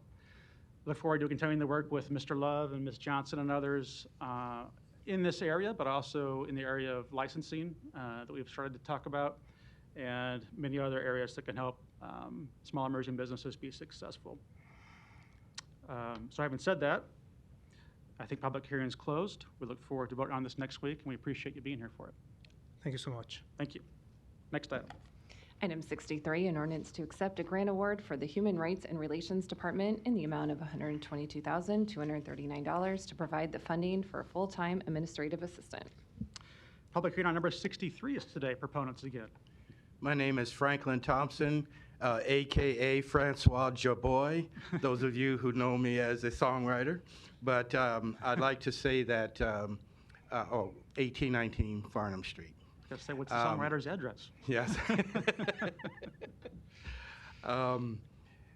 What we have here in today's society is filling up our jails, and some of the filling up of the jails is over things that are very petty. So what we decided to do was to see if we can take some of the misdemeanors that should be handled in a different way other than, putting cuffs on people, throwing them in jail. We want to give them a chance to sit down with the police and say, here's where I'm coming from, here's where you're coming from. Can we come together and decide that, hey, let's try to learn each other a little bit better? And the Sherwood Foundation decided that this was worthy of looking into. I want to thank our prosecutor for approaching the department. Mr. Kuzi came to us and said, is there another way? Restorative justice, I believe, is the way of the future. It's not a magic pill. It's not a panacea, but it's a lot better than what we've been doing, which is throwing people under the bus. I'll go ahead and let Gerald give you just a short summary of the success that he's seen so far this year. Gerald Kuhn, 1819 Farnham, Assistant Director, Human Rights and Relations. I'm here to answer any questions that you may have about the Restorative Justice Diversion Program. It's been going very well for the past year.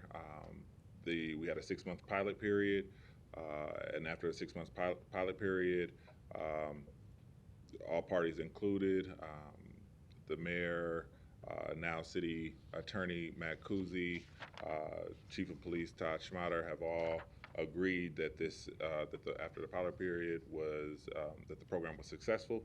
We wanted to continue it, and we wanted to make it a little bit more robust. So we added, we wrote a grant to Sherwood. They graciously awarded us $122,000 to make the program a little bit more robust. And if you guys have any questions, I'll be happy to answer them. Thank you. Any other proponents today on number 63?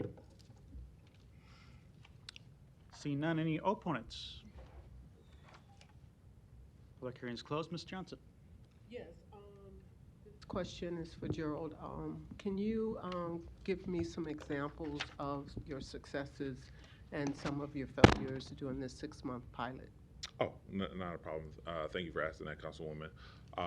So as of today, we have graduated 16 members 16 participants from the restorative justice class. During the process of the restorative justice diversion consists of a 4-hour session in which we we sit the participant down along with we try to get the arresting officer. If the arresting officer is not available, we try to have one of the supporting officers that was at the scene. If we don't have a supporting officer that was at the scene, we have a surrogate officer. And then they go through the 4-hour class. They have to complete 12 hours of community service. After the 12 hours of community service, they have to go through a 1-hour ending session with myself. And then I make a recommendation to the prosecuting office, whether that participant passed or failed. But during the 4-hour class, we have had on several occasions, it's almost every class, where there's a perspective change on the behalf of the Omaha police officer and the community members, various community members or participants who are in the restorative justice class. And that shift comes in the form of perspective on where they saw to accept accountability for their actions, and they just didn't know, not necessarily the law, but they didn't know that they couldn't do a certain action. And after explanation and going through the restorative process, I have had officers offer hugs to the participants. I have had officers contact their mother and say, "Hey, I need to help you out. My mother runs a shelter or runs a nonprofit organization where they have offered to be their surrogate for during Christmas time, or be able to bring a Thanksgiving meal over." So I think that this diversion program is a lot bigger than just the participant accepting accountability for their action, and hopefully the whole premise of diversion is to divert from the negative activity that landed them into the program. And I think that we have done that on numerous occasions, as evidenced by just the police interaction. So after they complete the diversion program, then the charge is dropped? Yes, that's correct. Thank you. And Franklin Thompson, 1819 Farnham. We often talk about community policing, but you have to fill that skeleton with flesh, with meat. And so this is one of the many ways, and this is the type of input that we want from Ms. Western and the community. How do you define community policing? And so we welcome that input, but this is just one step to try and get it from being a battle zone into listening to one another. Thank you. Thank you. Mr. Palermo, you're recognized. Thank you, Mr. President. Dr. Thompson, just wanted to say we normally don't see 3 agenda items in a row. Not only important, but hard work that has to go into all of them because of the importance of them. So just want to thank you and your staff for putting this work in on all these important issues. It's the reason that I live. Without this reason, I'm done. Hey, one quick question, Joe. I forgot to ask. You said 16 graduated. Out of how many was in the program? Gerald Kuhn, 1819 Farnham, Assistant Director, Human Rights and Relations. So thus far, we have only, I can't qualify that by versus the number of participants, the total, because we have a lot of participants who are still in pending. But we, to my knowledge, we have only terminated one person from the restorative justice class, and that's because they failed to complete the required assignments for their community service. Thank you. Thank you. No further lights. Next item. Item 64, an ordinance to amend the boundaries of an enhanced employment area for Top Golf located southwest of 102nd and Nicholas Street. Public hearing on number 64 is today. Proponents, please. Good afternoon, Mr. President, council members. David Levy, Baird Home Law Firm, 1700 Farnham Street, Suite 1500. Here in support of this item, would ask for your support as well, and happy to answer any questions. Thank you. Any other proponents today on 64? Seeing none, any opponents? Public hearing is closed. Item 65, an ordinance to approve an agreement with the University of Nebraska in the amount of $16,206 and to authorize funding from the City of Omaha's fiscal year 2020 Law Enforcement Mental Health and Wellness Act grant. Amber Parker, City of Omaha, Mayor's Office, 1819 Farnham, proponent. Sorry. Thank you, and this is the public hearing on number 65, and note that Amber Parker is a proponent. Sorry, 1819 Farnham, here to answer any questions. Are there any other proponents here today? Seeing none, any opponents? Public hearing is closed. Item 66, an ordinance to change City Council district boundary. Public hearing on number 66 is today. We'll start with proponents, Chief of Staff Jim Dowding, and we'll also offer the floor to Brian Cruz, and I think Chris Crothers is here from the Election Commissioner's Office if they want to speak to their process and precinct drawing. But first, Mr. Dowding, I wanted to give a chance to talk about his efforts here, the process behind that, and the memo that was distributed to council members on that. Yeah, Jim Dowding, City Council Chief of Staff, 1819 Farnham. I've been asked, as you said, to just kind of go over the process that we followed in putting this map together. If I leave information out, please feel free to ask me or try to fill any gaps that I might leave. First, as background, the state statutes require political subdivisions to redraw their districts following a decennial census.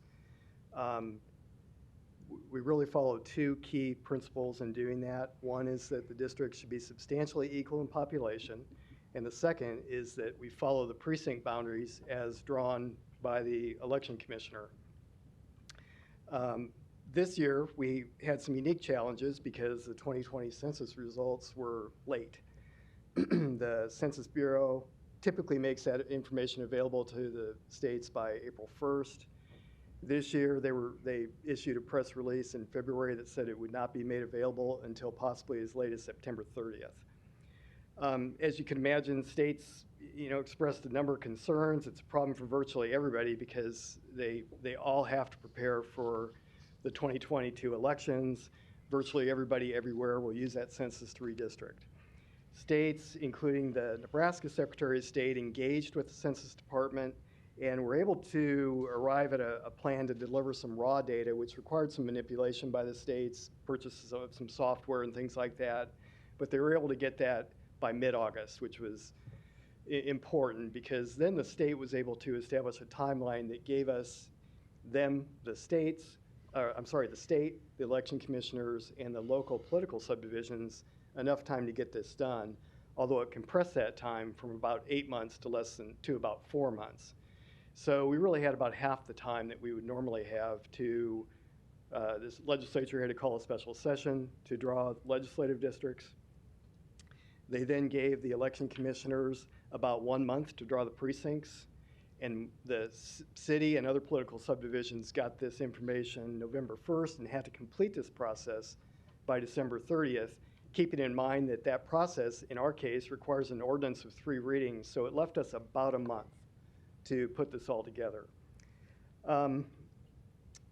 The election commissioner, Brian Cruz, and his staff are here, and they can answer any questions you have about the precincts, but they delivered those precinct boundaries to us in late October on time. And once we received those precincts, we were able to work with Mike Schonlaw, who's an administrator of our Douglas County GIS unit. Mike and we had touched base way back in April when we heard this was going to be late. Mike had intended to and was able to develop some automation tools that were essential in getting this done on time. And he offered that same assistance to and provided that same assistance to the Douglas County Commissioner throughout the same time frame that you guys and we were working on this. So they were very busy, and without their assistance, I frankly don't know what we would have done. So that was a huge piece of this puzzle, and I'm really grateful to Mike and his staff, and they have helped us tremendously with this. Once we had those precincts, the staff, myself, Maggie Gibson, and Liz Bercoletti met with Mr. Schonlaw and his staff several times to begin making revisions as we needed to these council district boundaries. you know, we started with the principle that we wanted to minimize disruptions, I guess is the best word I can come up with, so that we didn't move a lot of people, a lot of residents from one district into another. People do tend to identify with those districts. And obviously the elected officials do as well because they're elected from those districts. And we felt like the most logical process to begin with would be to make, you know, I'll call them incremental changes to the existing boundaries. Another goal we had in mind was to not have a council member removed from the district that they were elected from just last year. So we looked at the map with those goals in mind, but if you recall, I said earlier, the statutory requirements require us to follow precinct boundaries. Now, in a city, I'll say that in a city this large, those precincts are large. And it is, I would say, the chief obstacle in getting these districts done in a speedy manner and to have the shapes as neat and clean as we'd like them to be.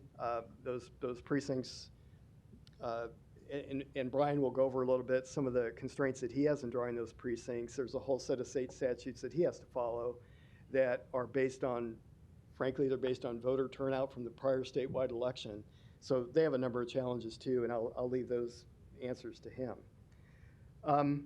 As we went through this, we were able to come up with some initial ideas and present them to council members November 9th. And over the course of the next about 2 weeks to 3 weeks, we got a lot of input from you, and we're able to go back and meet with Mike and his staff on I don't know how many occasions and come up with the map that you have on your agenda today. This map, it represents, in my view, our best efforts to follow the statutory requirements as well as provide for accommodate your input into this process. We also asked the law department to review, and they've given us a positive review. I believe that it meets the statutory requirements. So in closing, I wanted to mention one other thing. We have heard some questions and calls for layover for further consideration of this. The one thing, and I apologize if I already said it, the one thing we have to do is we have to comply with the state statute that required this to be completed and returned to the election commissioner by December 30th. You have one more meeting, regularly scheduled meeting, next Tuesday. And so while I would say you can't violate that state statute, I would say that if council members were to be interested in offering an amendment to the current map, that could be done if we can get it done with the assistance of Douglas County GIS by next week. But further layover for a long term isn't provided for in the statutes. With that, I'll have a seat and I can answer any questions that you have or come back later. Thank you. Thanks for that overview. Mr. Cruz, if you'd like to come. And then we'll move to other proponents and opponents. Thank you for being here with us today. Thank you for having me. Good afternoon. Brian Cruz, Douglas County Election Commissioner, 12220 West Center Road. And I have my Chief Deputy, Chris Carithers, with me that I think most of you know. And Tony Schomer is from our office too. He's been with us for 13 years. He's been the lead team member on, with another individual on drawing the precincts this time around. So if there's questions I can't answer, he can probably help us on that. But just quickly, we get the information after the state legislature is done, and then precincts cannot cross over state legislative boundaries or unicameral seats. So we are confined by that. One of the other unique things about the way we draw our precincts is all of the political subdivisions go by population. State law says we draw precincts by voter turnout in the last statewide general election. This time around, it happened to be the presidential election, which is our largest election that we conduct. We have and precincts can be anywhere from 75 to 1,750 on the turnout. so from the low end to the high end. So that's why you will see precincts. Some precincts physically or land-wise are huge, and some may be very small, but they're all based on voter turnout. And one of the reasons that is so that we can, or that they can maintain, we can maintain a reasonable number of folks who are voting at the polling places. So when they go there, they are serviced in a timely and professional manner, so you don't have people waiting 2, 3, 4, 5 hours at a polling place to vote. And so that's why there are those constraints there. I will say this time around, we have 229 precincts. In the 2020 presidential general, we had 237. And in the 2016 presidential, we had 228. The reason that we are able to keep this pretty even and not have wild swings where we, either add by 30 or reduce by 30 or something like that is because we do a process each year of what we call redistricting in between the censuses. So as the city annexes different parts of the city, each year we will redistrict those precincts, again, to maintain them within the 75 to 1,750 voter turnout. And again, we constantly do that for a good experience for our voters in Douglas County, and in your case, for the city of Omaha. Having said that, we can answer any questions you have. There's a lot more I could say, but I know we've been here a while, so I'll kind of end with that, unless you do have any further questions. As Mr. Dowding said, the time frame here is extremely compressed. It was extremely compressed for all of us. We do, I guess I will say one final thing. When we draw our precincts, we try and use major streets. So Dodge Street, Cumming Street, Northwest Radial, Saddle Creek, 220th, 200 or 120th, 132nd, et cetera. You kind of get the idea on that. And if you look at a previous map and look at a new map that we have, you will see our new precincts are more compact, they're more contiguous, they're more geometrical in shape, whereas some of the old precincts looked more like puzzle pieces. And that was because, again, annexations played a big part of that. So sometimes we have to take a little piece in a precinct so you create a cutout of some sort. And that's one of the big advantages of re-precincting every 10 years is we can make these precincts more compact and contiguous and follow, major streets, lakes, things of that nature within the county. Thank you. Thanks for that overview. I'm sure we'll have some questions for you here in a bit. The only one thing I would add right now, though, is that we're talking about precincts, right? Oftentimes people think of polling places. We're not dealing with polling places today, right? That comes in your process later. Correct. So polling places will come, in the spring. That is correct. And I will say this, we have great community partners with our polling places.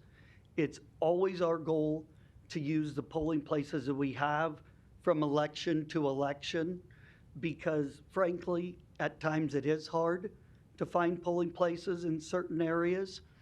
So it is our intention to use the polling places that we've had.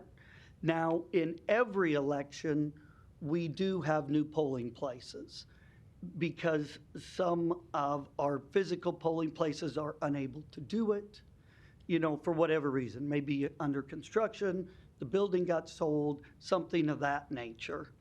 So there will be some changes for polling places, as there always is in May. The law prohibits changing a voter's polling place between May and November unless there's a natural disaster. So if the building were to be destroyed by a fire, tornado, or some other cause, obviously we would have to. We still will have some challenges with COVID, it appears. In 2020, we had to move out of some of the senior living places because of COVID, and we have been contacted by several of those already, and they are going to be having restrictions for people entering their buildings going forward, such as a vaccine card or a mask. And so we will not be able to use those places because we can't use those places and have voters going there with restrictions, because I think it's pretty obvious that could be viewed as voter suppression. You can't deny somebody the right to vote. And so we wouldn't use a facility that has restrictions on who can enter and who cannot. Okay. Anything else for now? I think that's good. All right. Thank you.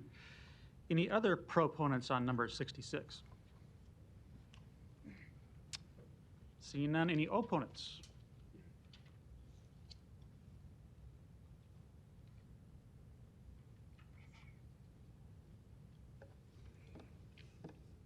Preston Love, 6021 Villa de Sante. I stand as a provocative opponent, meaning I need to talk with you about my initial reaction as opposed to violently oppose. I want to first establish my credibility. I have been working in the voting arena for literally 40 years. 40 years. Active involvement in precincts and districts and jurisdictions. I come to you with a rich history and knowledge and wisdom as it relates to redistricting. One of the things that I'd say in observation is that in all cases, there are the technical people who do a great job of figuring out the data and drawing the lines and making them as fair as it relates to the numbers being plus or minus within some sort of range to keep them within the law. That's one perspective in drawing the district lines. The other is what I want to speak on. And I, quite frankly, am directing my comments not so much to the precincts, but to the districts. There's a difference. The difference are made up of precincts, but the district is my focus. I want to say the background to that as a community person, and I'm speaking as a community person, and I'm speaking in context of Council District 2. For the record, I live in Council District 1, but I'm speaking because most of my community activism is in Council District 2. I'm speaking on the idea about after the lines are drawn by the technical people. In many cases, they are done very well. The thing that a community person looks for is, does the new district still have its integrity of what it is about? You heard some of that discussion as the state evaluated drawing lines as it relates to our congressional district. And one of the alternatives was that we lost our integrity, one of the designs, because it took Douglas County and split it in half, split North Omaha and South Omaha. And it affected the integrity of what the district had been. And so part of the integrity is the historical life of the district. Secondly, you don't want to change the nature of it all. I could develop that, but you maybe can get the point. And also, I would say that you don't want to remove any assets from one district to another without really giving that some serious thought. And as a community person, we surely don't want to lose any asset in the transition. Are you with me? Assets, integrity, and the nature. And so I want to say that in reviewing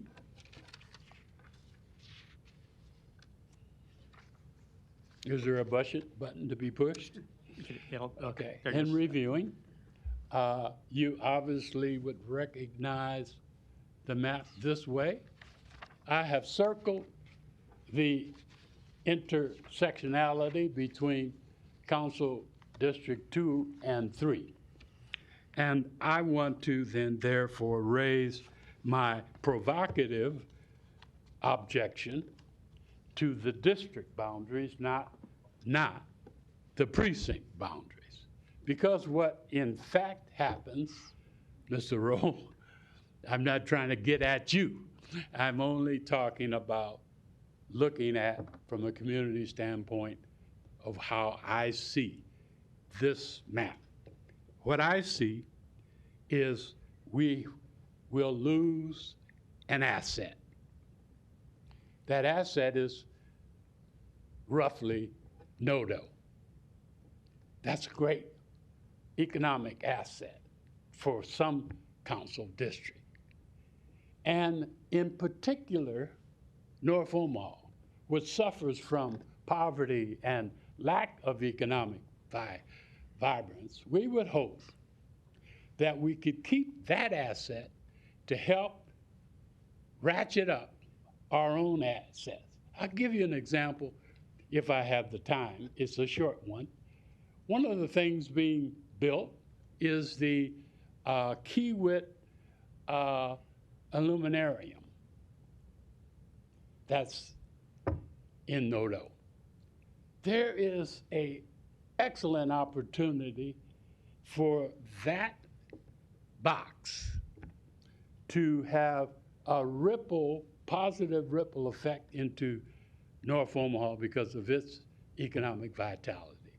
We would like to keep that within our district. I'm speaking from the community standpoint. And so I am asking, I'm really first say, as an aside, no fault of yours, but I'm shocked and scared and dismayed at the deadline that I heard, which is by the end of the month. Did I hear that correct? And wow. So that being said, I'm just going to play like this doesn't exist and say that I surely would like to entertain a positive conversation, a negotiation, a collaboration for us for Council District 2 to maintain some or all of the part of what has been taken in that process, that part of the district where I have circled, which in effect, if I can see the map correctly, is the no-do area. And so that represents my thinking process. I do want to say that as it relates to the Election Commission, that I see no dishonesty or intent to affect District 2. I have worked with Dr. Cruz since he was appointed and have joined a collaborative partnership to give input on these matters that come and go from election to election. And I trust his judgment, and I trust that he's not trying to play games or to do something bad to Council District 2. The fact remains, whether the intent was there or not, is that I feel that what we have left is not good and that we've lost an asset. Thank you. Thank you. Any other opponents today?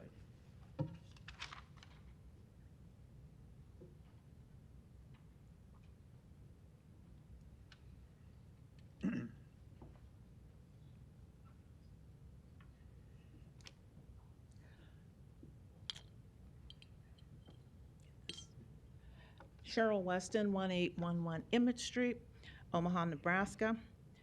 And as a proponent, first I'd like to say thank you to Councilman Melton. You did get this in, and I think having some kind of little education from Mr. Downing and the Election Commission and so forth, I do appreciate that. And I did try to call several other councilmen, but they didn't return my calls.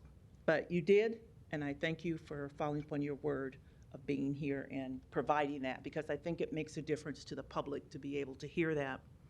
I'd also want to really piggyback on what Mr. Love has said, and that was my concern. One of my concerns is that North Omaha District 2 is losing an asset, a very important asset. And it is the District 2, the Riverfront Place condos, the North Downtown, as he mentioned, the Kiewit, so forth. I think that's really important. And I know that you have deadlines, but there could be an amendment that could be you work together and you get something going and you talk and everything, and it could get done by next week. It could get done by the 30th when this has to be presented. I would piggyback on what Mr. Love said. I don't think perhaps there was intentional harm meant to be done maybe by the Election Commission, but it still happened. But you can do something to correct that. We lose in District 2 those assets, that important economic assets. So we're asking that you take a look at this and see if something can't be worked out where we're not losing that from our district. Number 2. I don't think I could have said it any better, Mr. Love. You hit it on the nose. We don't always agree, but you still did a good job on it. So it brings my point. So all I'm saying again is asking on behalf of my community, myself and all, is let's take a look at this and see if we can't make some amendments, some change quickly. And, you know, I know if you all get together, if you have some conversation, those districts that were affected, I believe some's going to come out of Mr. Festerson's district, and some's going to go to Mr. Bagley's. Something can be worked out. Let's not take away the integrity. Thank you. Thank you. Other opponents? Senator Chambers, welcome. Thank you. I am former Senator Chambers now. I spent 46 years of my life in an elective office. Had I been told when I first started as a young man that the deal comprised my being in office for 46 years, I would not have accepted it. But once I got there, I had made a promise to the people in that district. This is a little warm in here. And I don't usually wear long sleeves anyway, that I would do the very best that I could with what I had to work with.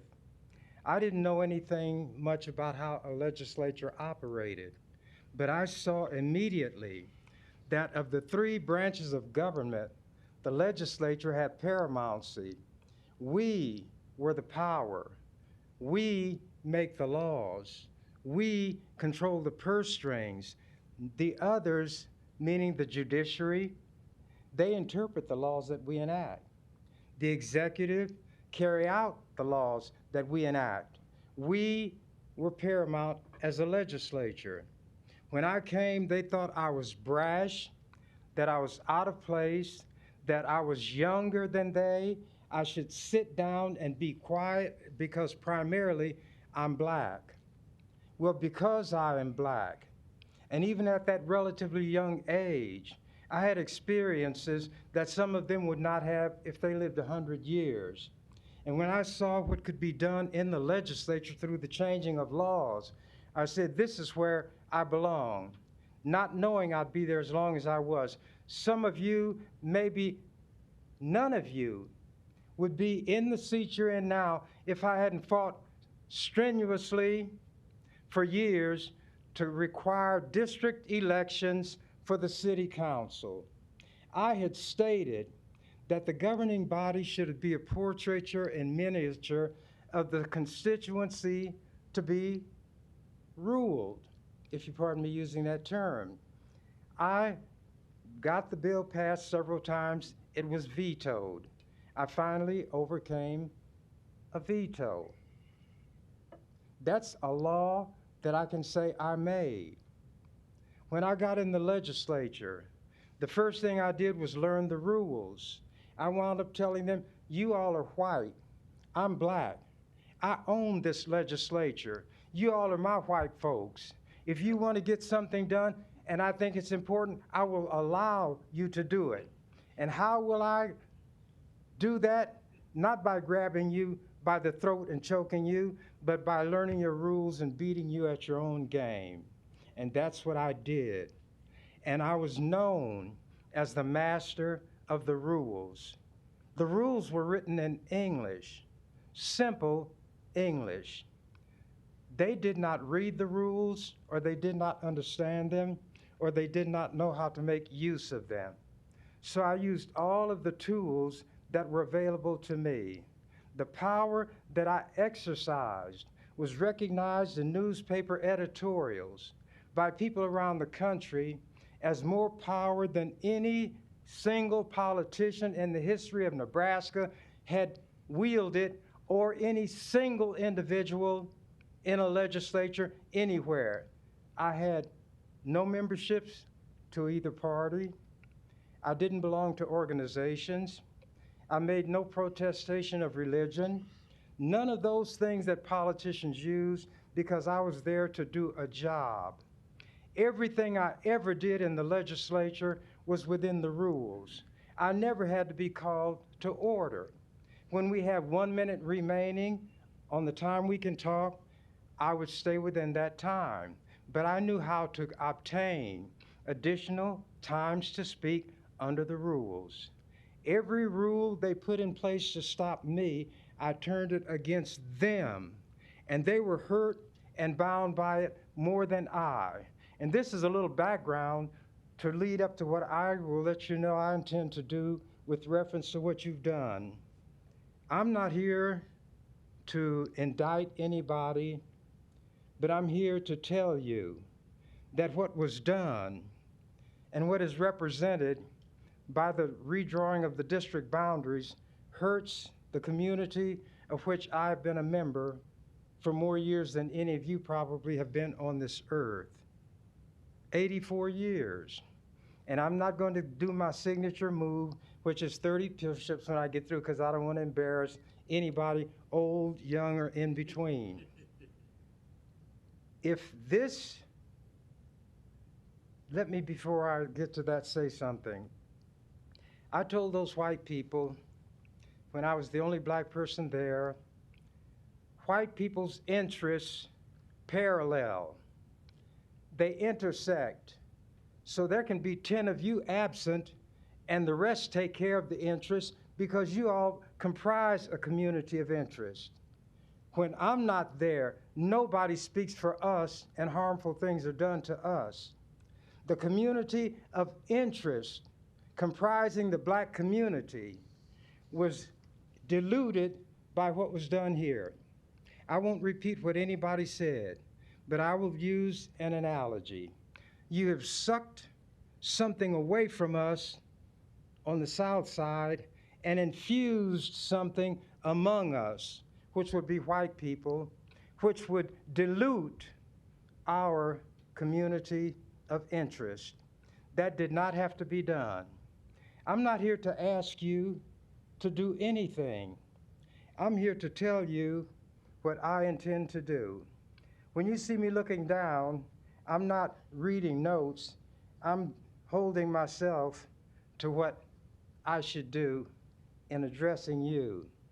I'm not going to talk down to you. I'm not going to say mean things to you.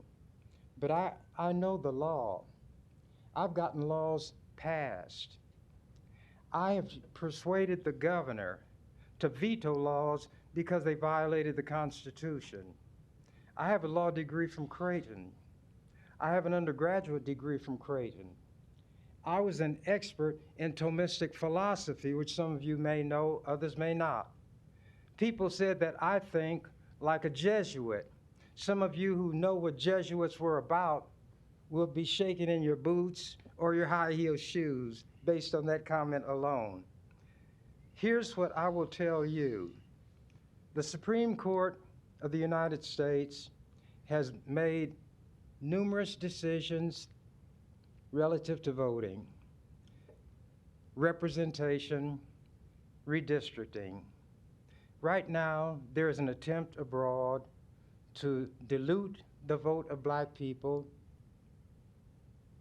to restrict our right to vote, and all in the name of the flag. They talk about critical race theory. They don't even know that what they have converted into is a desire to expunge. They want to expunge the hateful things in American history. If the only way white children can be made proud is to lie to them about what this country is about, then you're on very shaky sand. And the Jesus that a lot of you all claim to worship said that a house built on a weak foundation or on the sand cannot stand. What about the national anthem? That everybody wants to have paid attention to. Do you know who wrote the words to the national anthem? Francis Scott Key. He wrote a poem, not a national anthem. And the ending was, or the land of the free and the home of the brave. We say the land of the tree and the home of the slave. Francis Scott Key was a slaveholder. To show how white people don't know their history, I told them that it was the Battle of New Orleans where all of that activity, the bombs bursting in air and so forth, occurred. None of them could correct me. It was the Battle of Fort McHenry. They don't know their history. That's what critical race theory is about. Learn your history. George Washington had hundreds of slaves. He had so many slaves that when the states were seceding and trying to destroy the Union, they claimed George Washington as one of their own because of the number of slaves he held. Thomas Jefferson, who talked about all men being created equal, was a slaveholder and had made babies on black female slaves. That was not only sex trafficking, sexual abuse, it was adultery because he was married. So you don't want these children to know those who founded this country. And let me tell you another thing, and I'm going to get to the point where I will stop. The flag. I once said that to me the flag is a rag, because every place that bad things have happened to us, it's been under the aegis of the flag. The Ku Klux Klan, when they came to rape, burn, and lynch, had the American flag. When the cops came to arrest the black woman on the bus, you all know her name, so I'm not even going to tell you, they had a flag emblem on their uniform. And you all don't even know how that action occurred. There is a sign on the buses down south that say colored. And Rosa Parks, the lady, sat in the colored section. You all didn't know that, did you? She obeyed that racist rule, that dehumanizing designation that you're unfit to sit here, so sit behind this sign, and that's what she did. But as white people who write the laws do, they have a pencil with a big eraser. If we manage to work under the law, they erase it and write something else. Here's what they did. Whenever the white section filled up, they moved the sign farther back. And this time, they moved it behind where Rosa Parks was sitting. I haven't talked to her. I don't know that she said this, but her reasoning could have been, I did what you ordered me to do all of these years. I was demeaned and degraded every time I got on a bus. Today, I followed this demeaning practice, and I went behind the sign and sat where you said subhuman sit, and now you want me to move from here? I won't do it. You pushed me the last spot. You all didn't know that, did you? Critical race theory would teach you your history. The cops came with the flag and took her to jail. I don't know if they had an American flag in the courtroom. I don't know if they had the words, "In God We Trust," in the courtroom. But whenever they want you to testify, not all courts say, "So help you God." But when I was in court and they were processing the suit I filed against God, there was an action before mine, and they had a Bible, and a person's hand was put on it, and they swore, "So help you God." And I managed to get in a little stinger there. I said, Jesus said, "Don't swear by heaven because it's God's throne. Don't swear by Jerusalem because it's his footstool. Don't swear by your head because you can't make one hair white or black." I say to you, don't swear at all. Let your yea be nay, yea, and your nay be nay. Anything more than this comes of evil. And yet they take the Bible where those words are in there, swearing out at all. And Jesus said, and they make you put your hand on it and swear. But now, when an oath is to be delivered, you swear or you affirm. You don't have to swear. Now, let's take the flag, and you wonder why I said it was a rag. I've told you, every time something bad happened to us, it was under the aegis of the flag.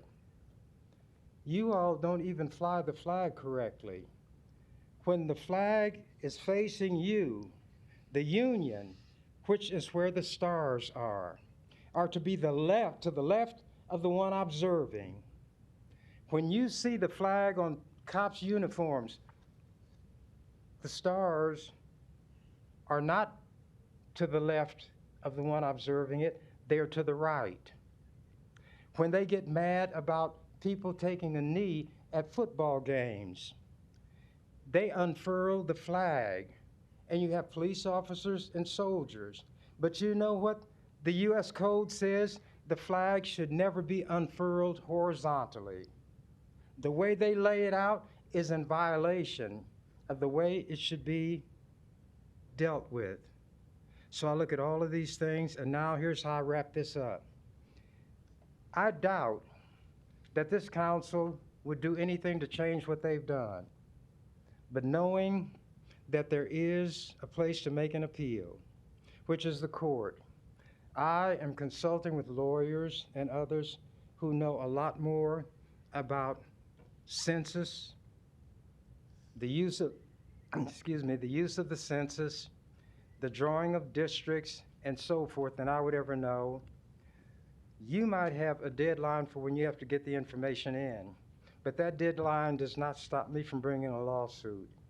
And this is not an idle threat. And I will raise the money necessary to hire a lawyer, although I've been told I wouldn't have to pay anything, but I pay my way. And I will file a federal lawsuit and show where you cut off something that was a value to our, as black people, our community of interest, and then you infused white people into that district to further dilute our community of interest. I've taken a bit of time, but you all, maybe unintentionally, unknowingly, were taking from us something far more important than the small amount I've taken in terms of time. And I'll venture to say I've told you some things you did not know. And if you check history to try to counteract it, you'll find things I didn't even tell you here today. Like Thomas Jefferson, who was a slaveholder, and talked about the terrible Congress and back and forth between the slaveholder and the slaves and how our children see it. They duplicate it, and it is a horrible thing. And I tremble for my country when I remember that God is just with reference to slavery, but he didn't tremble enough to free his slaves. So don't talk to me about human trafficking.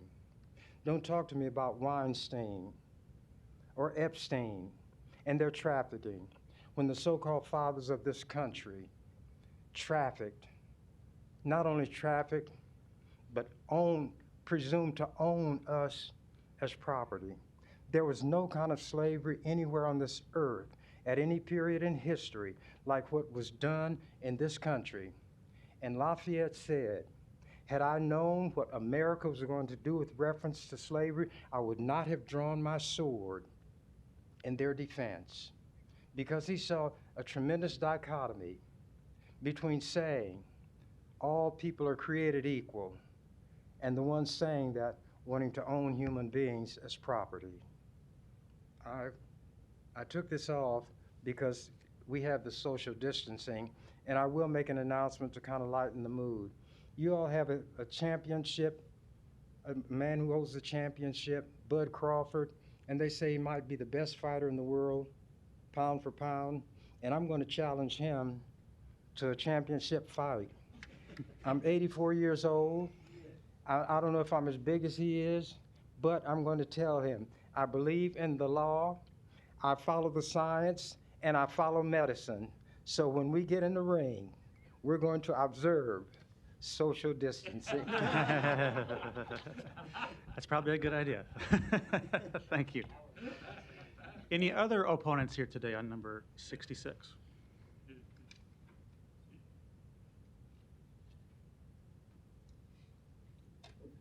Franklin Thompson, 1025 Beverly Drive. I stand not as the Director of Human Rights and Relations, but as professor at UNO. I'd just like to say something really quick for about 30 seconds and just have my seat.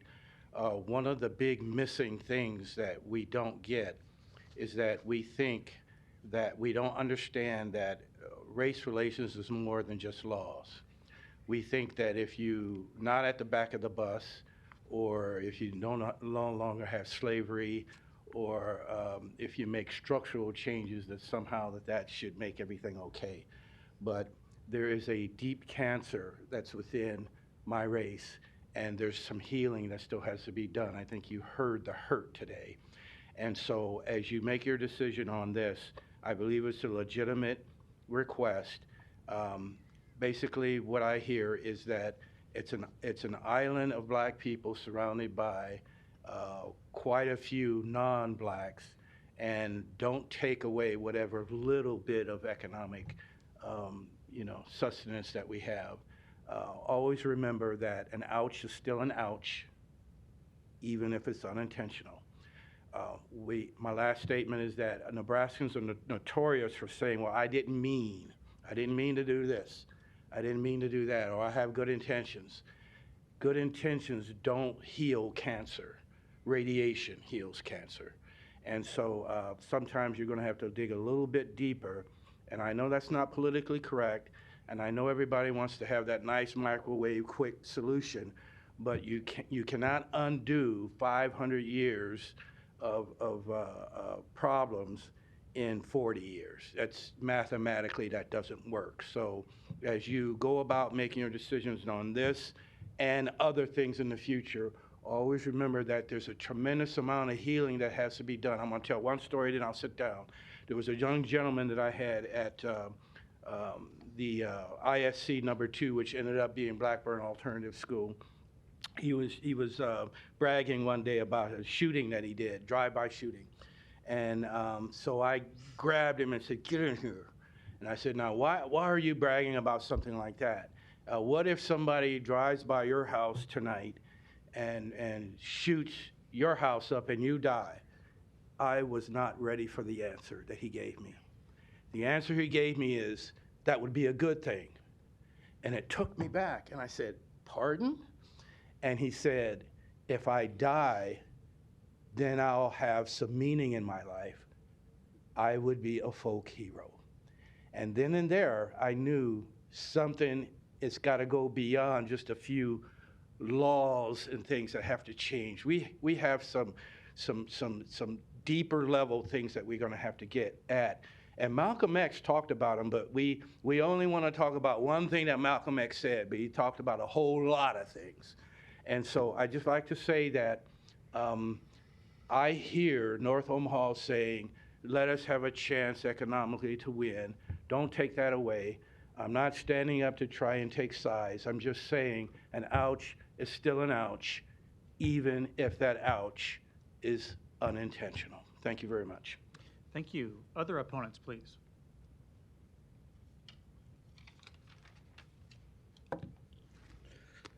Scott Blake, 2316 North 52nd Street. So first thing, you really shouldn't wait to the last minute to redistrict. I know the census was delayed, pushing back the normal schedule, but other political subdivisions like Sarpy County, Ralston City Council, and Metro Community College all finalized their redistricting maps in November. I know specifically that Metro Community College used MAPA, so maybe in 10 years, if we're in the same situation, give them a shot. And I was gonna say that having a public hearing this late in the process is just a charade, but it's good to hear that amendments could be made. I know that the map needs to be submitted to DC elections by the 30th, and there's no meeting on the 28th. So literally, the next meeting, maybe we could have an amendment. There's been a lot of talk about, I'm gonna put this on the deal, about this part of North Omaha. I made this map. So this is formerly sort of precinct 2-18. And some of the assets that I think people have been talking about that it's gonna be missing, that is gonna be going from District 2 to District 3, would include TD Ameritrade Baseball Park, the CHI Center, which used to be the Quest Center, which used to be something else, Gallup, the Bob Carey Pedestrian Bridge, the Riverfront Condos, the Capitol District, and the Joslin Art Museum. So if there was to be an amendment, I think this is the one that everyone seems to be looking at. Yeah, so that would be maybe it's not too late.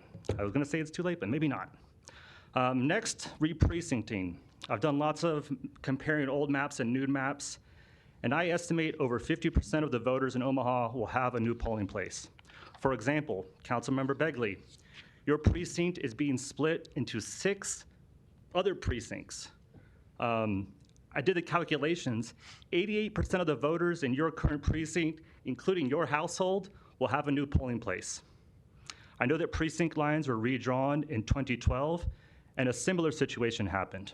Former City Council member Ben Gray said, quote, "This was a disaster," end quote.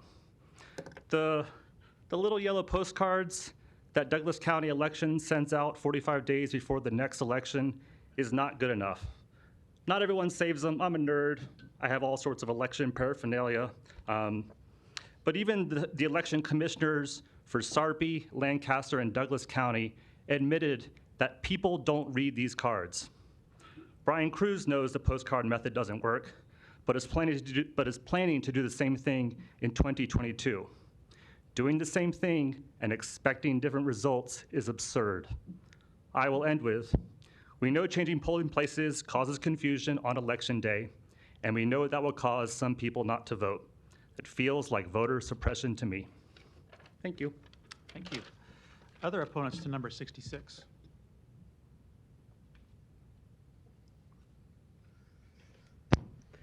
Luis Jimenez, 2709 Dewey Avenue. I'm confused as to why you guys changed the process to writing your districts. The last time you changed the districts, it wasn't after the census. It was before the 2017 election. And it was the council members that, correct me if I'm wrong, Mr. President, that drew up the district lines. I know that you're on a time crunch. I encourage all of you guys to look at your districts. You know the voters there better than the county GIS. And even if you have to go beyond next Tuesday, you can have a special session. You know, it wouldn't be weird to have a meeting outside of a regular session, a regularly scheduled meeting. Thank you. Thank you. Other opponents to number 66? All right, public hearing's closed. We'll move to questions. We have some lights on. Councilmember Harding. Thank you, Mr. President. Today, I think I'm going to talk more about the process rather than the actual line. So I thought it was important. I know a number of us probably had the same idea. At the same time, we called Brian Cruz and asked him if he would be able to come down today and kind of explain some of the process of the difference between how a precinct is formed and then conversely how city council districts are formed based upon, precincts are formed based upon the voter turnout of the previous statewide election and not the census. And the census is what Mr. Cruz has to work within those district boundaries to fill those and make the city council district lines. So the other item I wanted to talk about a little bit was the timeline, which we've had a number of people talk about that, and I'm glad that's on the record as well too. It is interesting. I believe I'm correct in this. In the special session of the Nebraska unicameral this late summer, early fall, there was language in there to extend the deadlines for the local jurisdictions to be able to have more time or more adequate time to maybe work on it. I think at the last moment that language was not included in there, which is unfortunate, but that's in part the reason we're in the position we are here today, having little time to actually, or less time today than we would have maybe in previous years. I'll quickly go back to Mr. The question was asked about the last time redistricting occurred, which was before the 2017 city elections. And the reason for that was because of annexation, in part, the discrepancy between the populations of the districts was such that it wasn't representative, or it was outside of that acceptable range, and so that was the reason for the redistricting at that point in time. It is interesting too. I mean, we sit here today and we have this deadline, but there's not even a city election for 3 more years. So I'm glad to hear there's maybe some consideration. I said I was going to keep it to the process rather than the actual lines today. We can talk about those today as well as maybe next week if there are some amendments. But I want to commend both Mr. Cruz and Mr. Dowding and the county for their assistance in getting us to this point. I will close with one thing as we talk about assets, and I know Mr. Dowding stated that they were trying to do this with being without as much disruption as possible. And there are districts that are losing, I'll say, assets as well too. I mean, you've got I think going from District 7 to District 1 is Lake Cunningham, and you've got District 5 is losing Old Rockbrook to District 6, and you have some of historic Florence going into District 2. So we can't dictate where the people are moving to, and we can't dictate where people choose to live. I did forget one thing. I'm losing Westside High School out of mine, and the ever important historic Harding landmark where I was born and raised too. So that's out of my district now too. But so I understand we understand that there are certain things, if we can keep that, as Mr. Love said, some of that the integrity in place, that's an admirable goal. And I think as Mr. Dowding said, we tried to do that as much as we could without being disruptive to the integrity, to the assets of those districts. So there will be another week where if there is an amendment that's proposed, that we can consider it. So we do have that time. But again, even if that satisfies this council, it may not satisfy any member of the public.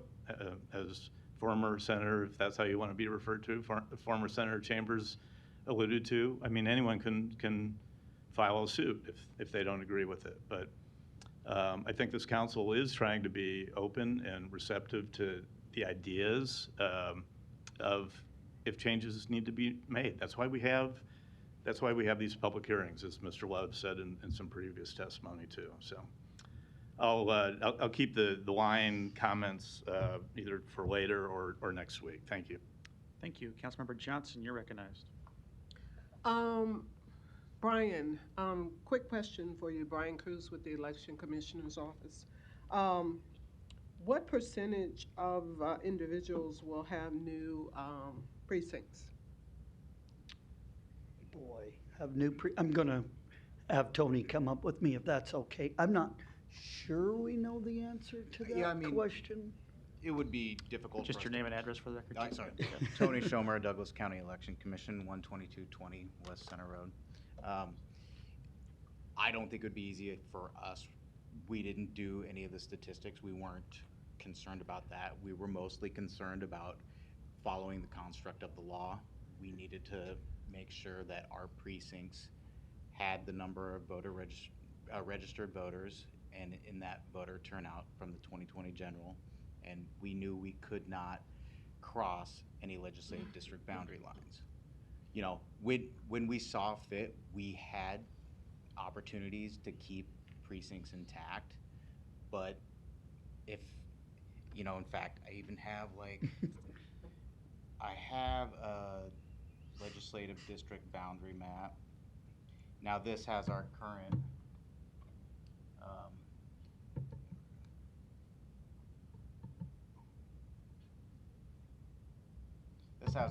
precinct. You know, I mean, we tried as much as we could, but some of these new legislative district boundary lines really cut through our existing precincts. And so once we make an adjustment, you know, for here, precinct 018, for instance, and 022, this used to be quite a long vertical precinct. Well, the new legislative district boundary line comes through here and cut it in half.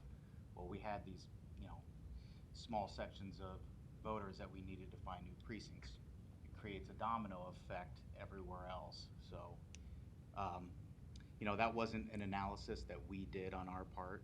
So, I will say this too, just because a voter gets a new precinct number or a new precinct does not mean they will not go to the same polling place that they have in the past. We have not assigned those yet.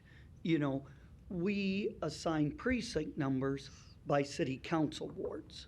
So currently, all of our precincts are numbered 1 through 229. Once you all have approved your map, then we will go back and start to label them 1-1, 1-2, 1-3, 1-4. But in the previous time, just for example, say if you were precinct 1-1 and say now you're 1-5, but you may be in the same geographical area, you may very well still go to the same polling place. Now, I do want to say as well, all voters will be mailed a postcard with their new voting information in mid-March. I was not the election commissioner in 2012. I don't know what previous election commissioners have said, but I will say for the record that I do not share that opinion. I have never said that postcards do not work or that voters don't read them. I absolutely do not share that opinion. We will be sending cards to voters. In addition, technology has improved, and so has our office. You will be able to go to our website about the same time. Right on the homepage, it says find your voting information. You can put your address and zip code in there, and it'll take you to your polling place. It shows you a picture of it. It shows you what entrance you use, and it will even eventually have a sample ballot of everything you will be voting on before you get to your polling place that day. And one additional question, when is our next city election? So the next scheduled city election would be in 2025, yes, because you just had one. in 2021. Okay. This year. This year. It seems so long ago. So yeah, it'd be in 4 years would be the next scheduled election. Of course, something. But will we have another election next year, this coming year? Right. So in May, we have the primary, and then in November, we have the general election. The governor will be up, and other statewide offices. The governor is term limited.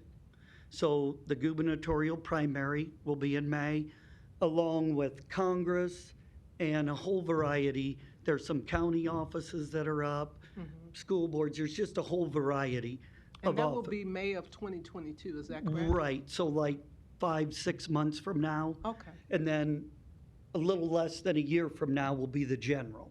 Okay, cool. Excuse me? The city council lines do not affect it, no. Right. And, and as Brinker said, the reason the city council in 2016, 2017 did do a redistricting, again, we redistrict in between the redrawing of precincts every 10 years. The reason they did that is they came to us and we worked with Mr. Dowding at that time and the council, because the western part of the city had grown exponentially, you might say. And so council members in the western part were representing a lot more individual than other council members. And so they felt like that they needed to even out the representation to a more one-to-one. And so that's why we did, or that's why the council did do redistricting midway through. So finally, I would like to thank your office for coming today and really giving us a very intellectual conversation about the election process, and more importantly, the process in terms of us doing this remapping. So thank you. I would also like to thank the other individuals that are a part of District 2 that came in today in opposition of this, and also would like to say that we thank you for coming and doing your civic duty and providing us information with your opposition to the mapping. And the information that you shared with us today, it will not be taken lightly. We will evaluate those comments and go from there. But again, thanks everyone for coming in today and having this real talk, real change conversation today. Thank you. You're welcome. Thanks for having us. Thank you. Ms. Melton, you're recognized. Thanks. And I just wanted to reiterate the same. And yeah, the May elections, none of that has anything to do with our districts. The precincts have already been drawn, and whatever polling place we're in, we're going to be in. So the city council's vote on these districts would have nothing to do with that election. And Mr. Cruz, I just wanted to, if you could come back up. And you're required to follow, I mean, you have to follow the law in regards to the legislative districts. And I think that's what people are having a hard time swallowing. You had to redraw the precincts based upon the legislative districts. That's correct. Yep. And then we, the city council, then we use those precincts and we have to draw according to our precincts. That's right. You draw your districts according to our precincts. So whole precincts have to be within legislative boundaries, and whole precincts need to be within political subdivision boundaries, in your case, the city council. Okay, thank you very much. I just want to. Yes. It's a complicated thing, and Yeah. I want to. Yes, And I want it to is. say, I think I have a whole lot of respect after this one for all of you that have had to do those maps, especially what I saw Mr. Dowding kind of go through. And holy cow, how did they do these things without the software? Because it was just it was complicated without software. I'm not sure how to even try and go about accomplishing it when you don't have all of the figures with the populations of each individual precinct. And so I do know how difficult it is. I want to say that on the area between District 2 and 3, I thought it was kind of odd that they were flipped around, but I know it was a population thing and then trying to keep downtown. I have to say that when I asked the question, and I was told that the council members wanted it that way, and so I wasn't going to object to something there. So if the council members want to make those changes, I know Mr. Dowding gave us every opportunity to request those changes, so, and tried to accommodate anything that we wanted. Unfortunately for my district, and I think on this one, District 2 and District 7 have the highest populations, so I still have a high population, but due to annexation, I tend to get, every time we do a redistricting, all it is me losing people. It's just, where am I gonna lose them? Who am I gonna lose them to? It's either gonna be Brinker or it's gonna be Mr. Festerson. So I do know I've been very proud and really appreciate all the work that's being done in Lake Cunningham, and I've loved representing that area. But I can tell you, Councilman Festerson, if you could still invite me to, some of the new openings now that I have to pass that off to you, I'd be appreciative, because again, we're all one city, and we operate as one city, and I still plan to visit, just like I go back to my old Keystone neighborhood that I lost to you in the last redistricting, and enjoy those constituents, and enjoy talking to them and emailing them and doing those things. So now that I hand the rest of Maplewood Village off to you, I think, unless somebody else wants to change that, I didn't hear any opposition to that, I'll still do the same. So, I really do like it that we can go to each other's district, still respond to each other's constituents, and still act on moving the city forward. So whatever Councilman Begley and Councilman Johnson want to do with that area, I would support and question it from the beginning. So you have my support if you want to make that, and if you want to leave it the same, you have my support there as well. I will follow whatever the two of you feel is best for your districts in this. Of course, I discussed with Mr. Councilman Festerson how we were going to do the two that went between ours, and we reached that agreement, and I think that that's important, that the council members whose districts are being affected talk about that. But just remember, you may have to go back and talk to Councilman Palermo, because he may have to take on a precinct or give up a precinct, because that's how it happens when you flip them around and the populations change. Then we have to start going to other districts. So I'm more than willing, if it comes back to mind, to do anything, feel free to let me know. But that's how complicated this process is. But I think what's fortunate is, it looks to me, at least from what the public is saying, that really the largest issue is just with kind of those two precincts on the eastern edge there, that those two districts are flipping, that didn't really make a whole lot of sense, other than that I believe the population flip. But I think that may be okay, since you have so many constituents.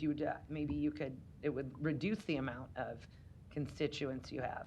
I don't know if that's a good thing or a bad thing, because once you do one thing that sounds good, and then you go, oh, well, now I'm reducing the number of people I have, so am I actually disenfranchising people, which is what Dr. Love was saying he didn't want. So that's the problem with trying to do this. Every time you change one thing to try and make something better, then you might make it worse on the other side. So again, I'll just defer to what both of you agree to. If the two of you disagree, please call me ahead of time. But hopefully the two of you will agree, and I will support whatever agreement you make. Thank you. Mr. Begley, you're recognized. Thanks, Mr. President. So obviously, this is the first time I've gone through the redistrict, how they're redrawn these boundaries, and I know my colleagues on the council that have been here before you rely on staff in our law department, so I know they went through this, and we had many discussions in Mr. Dowding's office about this, and as I'm looking at the re-boundary, and is former Senator Chambers here that came and gave testimony on this. I'll call him the Cobra, since he doesn't want to be former Senator Chambers, the Cobra strikes. So it's great to hear his wisdom, and Mr. Love as well. As I'm looking at the drawn proposed districts, so where I grew up is no longer in the district, is drawn now. But where I walked through Duchesne High School to Cathedral High School, that's still in my district.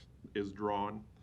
As I look to the east, Creighton University would no longer be in my district, it would be in Councilmember Johnson's. But on the east side of 24th Street, and I don't know if the Cobra's law school was on the east side of 24th Street back in the day when you went, Senator Chambers, but that now would be part of my district on the east side of 24. So you had mentioned going up to that northeast corner of by Gallup Drive and Riverfront Drive. So this is a second reading, so I know we got a week as we had discussed earlier, that we can have internal discussions like we've had going through this long process for 3 of us on the council. It's our first time, like I said. So I'm open to certainly looking and talking with our chief of staff again and my 6 colleagues up here, that when you're redistricting things, was mentioned earlier, it's the dominoes fall, and if you do this and that happens, and there's people in the room that have been through this a lot more than we have, and as I've learned in this short time, it's a tough process. So we got a week to go back and talk amongst ourselves, and then see what it looks like on the next end in a week. So appreciate everybody coming down, and I got emails on this, as I do on many issues, and you take it into account and you try to make the best decision you can, and we're still going through this process. So again, thanks everybody for coming, and we'll have more discussion on it. Thanks. Thank you, Mr. Harding. You're recognized.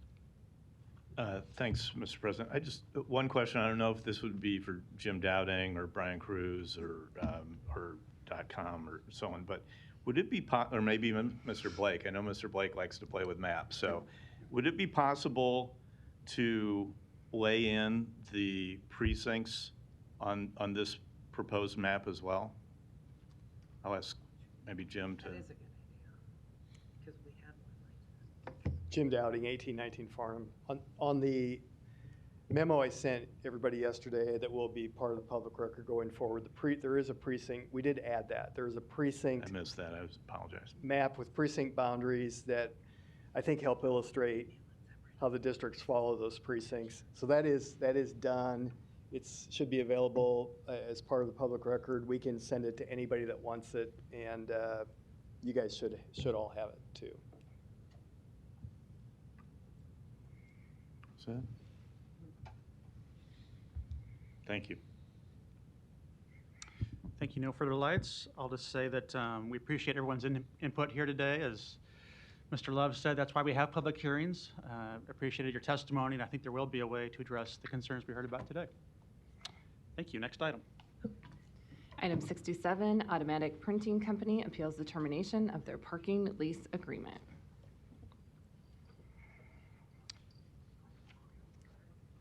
Number 67 is an appeal of a termination of a parking lease agreement. We have the appellant here. Your name and address, then briefly state your appeal. Julie Prescott Burgess, 1709 Cumming Street. Michael Prescott, 3418 South 77th Street.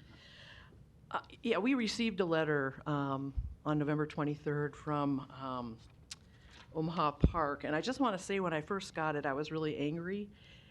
But today I'm kind of grateful for the timing of it, because it put our appeal in front of you today, and we had the opportunity to hear from some legendary, wise teachers of our community.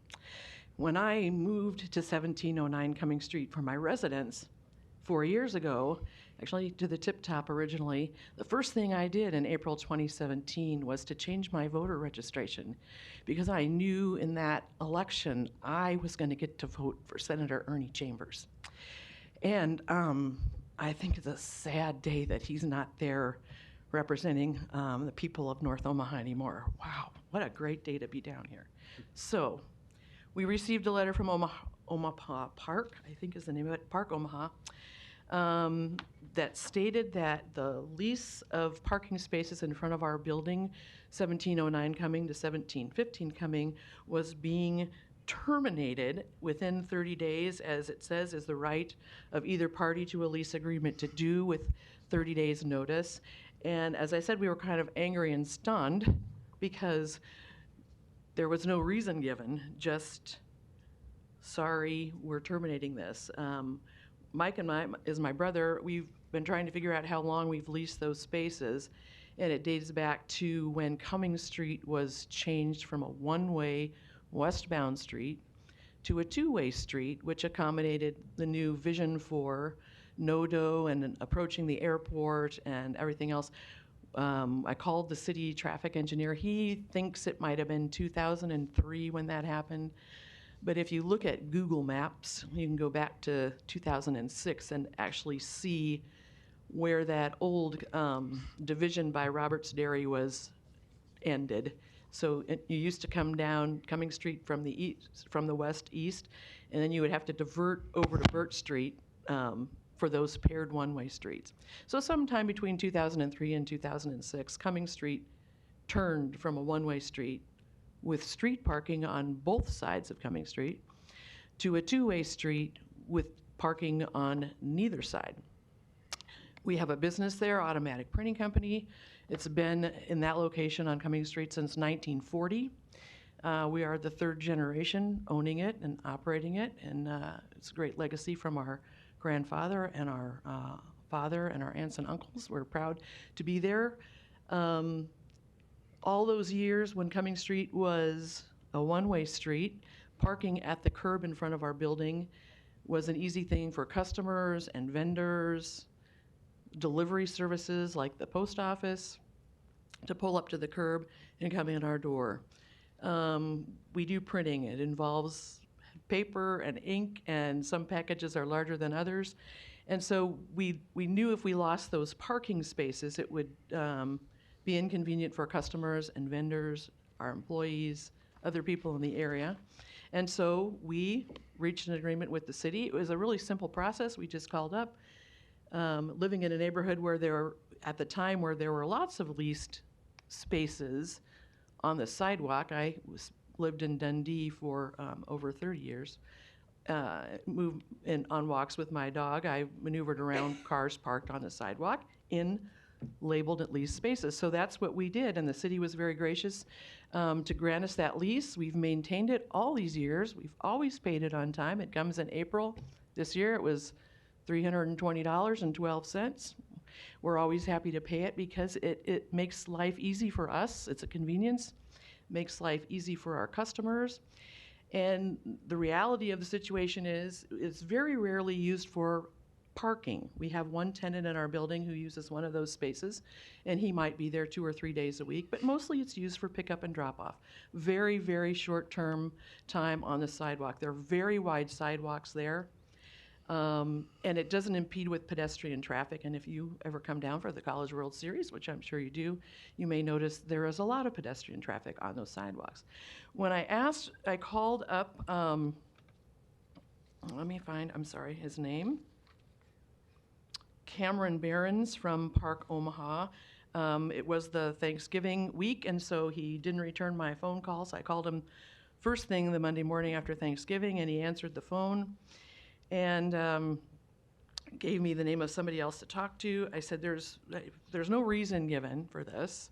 And then they did say I could appeal it, but there was no process given for the appeal. So we did our own due diligence, knowing we only had till December 17th to appeal this. So when I got a hold of someone, they were kind of vague about the reasons for terminating the lease. It can come down to two things. One of the things they said was there were a lot of people that wanted to lease sidewalk parking spaces on Cummings Street, and they've been turning them down. I'm not sure what law they were referencing, but that was kind of news to me. We're, as far as I know, the only ones who lease parking space on Cummings Street, just by observation. And the other reason given was you all have kind of a vision for the Cummings Street corridor about how it should look, that it should look nice, because it is a main entry point into and through the city. And Mike and I laugh about that because one of the things that's been done down on the sidewalks along Cummings Street, either side, has been to put planter boxes on the sidewalks. Maybe you've noticed them. When we converted one of our buildings to a residence where I live now, we thought that was a great idea too. We were moving from 3/4 of an acre in Dundee to the sidewalk of Cummings Street, and we had no yard. So we thought, wouldn't that be nice? We can have a little 10-foot wide by 10-foot long by 4-foot wide yard, and we will maintain it, and we do. We planted according to the city specs, we planted the right tree, we planted the right perennials, we maintain it, we cut the grass in the spring so the new grass can rise up, we weed it, we keep the trash out of it, we trimmed the webworms off of the tree this last 2 years, and we take care of it. Now, I think if you go up and down Cummings Street, you'll notice that this beautification project, which the city has been supportive of, doesn't work so well in other planter boxes. I think we may be the only ones who maintain our planter boxes, and you can tell that by the dead trees, the perennials that die from thirst because no one waters them. It's not all that beautiful. So we were confused on both of those reasons for why our lease would be terminated. And we do have a parking lot on the corner of 18th and Cumming, which our employees use, and long-term people coming in for, buying, printing, and so on, they park in the lot and they come in. But for the convenience of people just picking up and dropping off, we have maintained that lease. So we keep the sidewalk clear of trash. We recently just actually restriped the parking spaces so it was clear where they were. And then, yesterday at the World Herald, there was an article about another project that's happening down here. Omaha partners with tech company to gather data on congestion, and they talked about cities are experiencing a rise in curbside crowding, said Ken Smith, the city's parking and mobility manager. Apparently, there's a lot of people that stop along the curb and block traffic. You would see that on Cummings Street yourself. There's a bus stop right in front of our building. When the bus stops, the cars back up. When the Amazon Prime guy parks, which he did yesterday, he parked in the curb parking, and the cars backed up, and you can see the anger in their faces. They have to go around. The postman knows he can park on the sidewalk. The UPS driver knows he can park on the sidewalk. Our customers know they can park in front of our door, come in, pick up, and leave. It's a convenience, and it does keep the traffic from backing up on Cummings Street, at least in front of our building. So we're asking, we're pleading, we're a part of Omaha. We've been down there on Cummings Street since 1940 in that spot, that we feel like we're doing our best to keep that spot looking nice and presentable for people who come and go. I think that if you asked our neighbors around us, they would say the same thing. Interestingly enough, Ollie the trolley recently moved in across the street from us. We're very excited about that. We love to watch the trolleys come and go. They are 7 trolleys parked in a garage across the street, and they back in and out of that all the time and block traffic on Cummings Street. No one's bothered by that. They park on the sidewalk across the street all the time, maybe 4 cars in a row, sometimes 2 trolleys and 3 cars. I'm pretty sure they don't actually have a lease for that. So we're just concerned that we're losing something that means something to our business, a business that does contribute to the city, we believe. And we just respectfully ask that you don't terminate our lease after at least 15 years and possibly 18. Thank you. Mike, anything you want to add?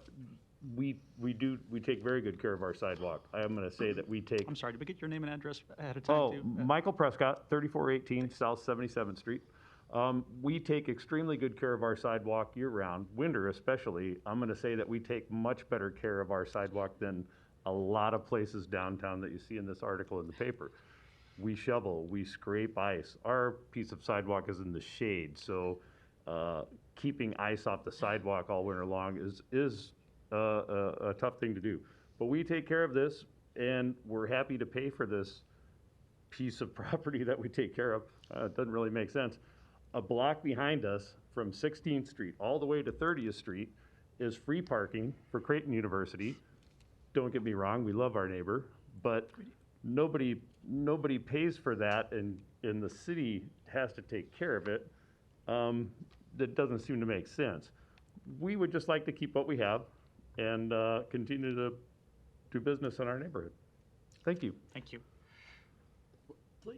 Well, the reason these are friends of mine, but that's not why I got up. Okay. I got a So feeling. President, it's not a public hearing, but if Yeah. you want to give us a short. It's not a public hearing? No, we're hearing from the appellant here. So what I thought was happening is opposition and, so I was thinking that they were opposed to what's getting ready. So I'm sorry for interjecting myself. But I am one of their customers who use that space all the time. And so I'm on their side, if you want to call it that. All right. I'm Thanks. sorry to interrupt that way. You're So okay. thank you. Thanks. All right, we'll hear from the city now. Mr. Smith?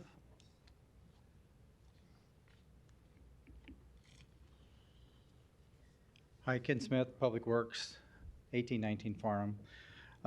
They are correct. This lease was done when we converted the one-way street of Cumming to two-way street back in September 2002. They were granted the lease, which met the public need at the time. We've been kind of forced our hand at this because there's additional leases or applications that are coming forth saying we'd like to park on the sidewalk.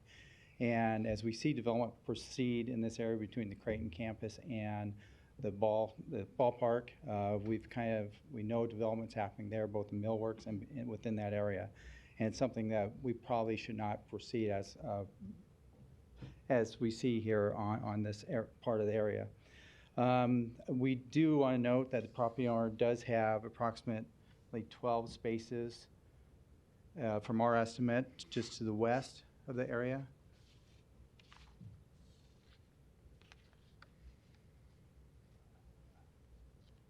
This is all surface parking here in this area. So we felt like this was probably the best of both worlds here, where they still had some adjacent parking to their site, and we could still deny the other applications and not set a precedent here for moving forward.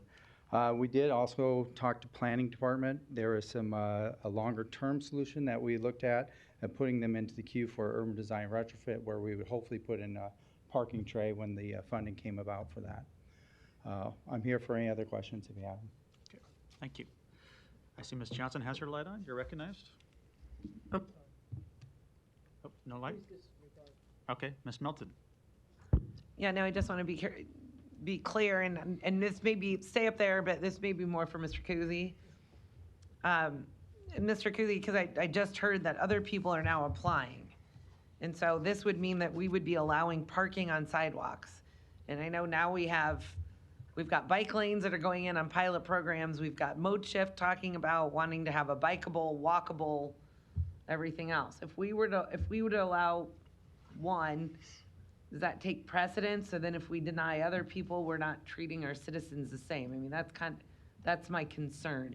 What is your opinion, Mr. Kuzi? Matt Kuzi, Law Department. My concern is twofold. One is the ordinance specifically says, and this is just, it's a lease, so it's a contract that the cities have with the business owner, and the ordinance is quite clear that it can be terminated upon 30 days' notice.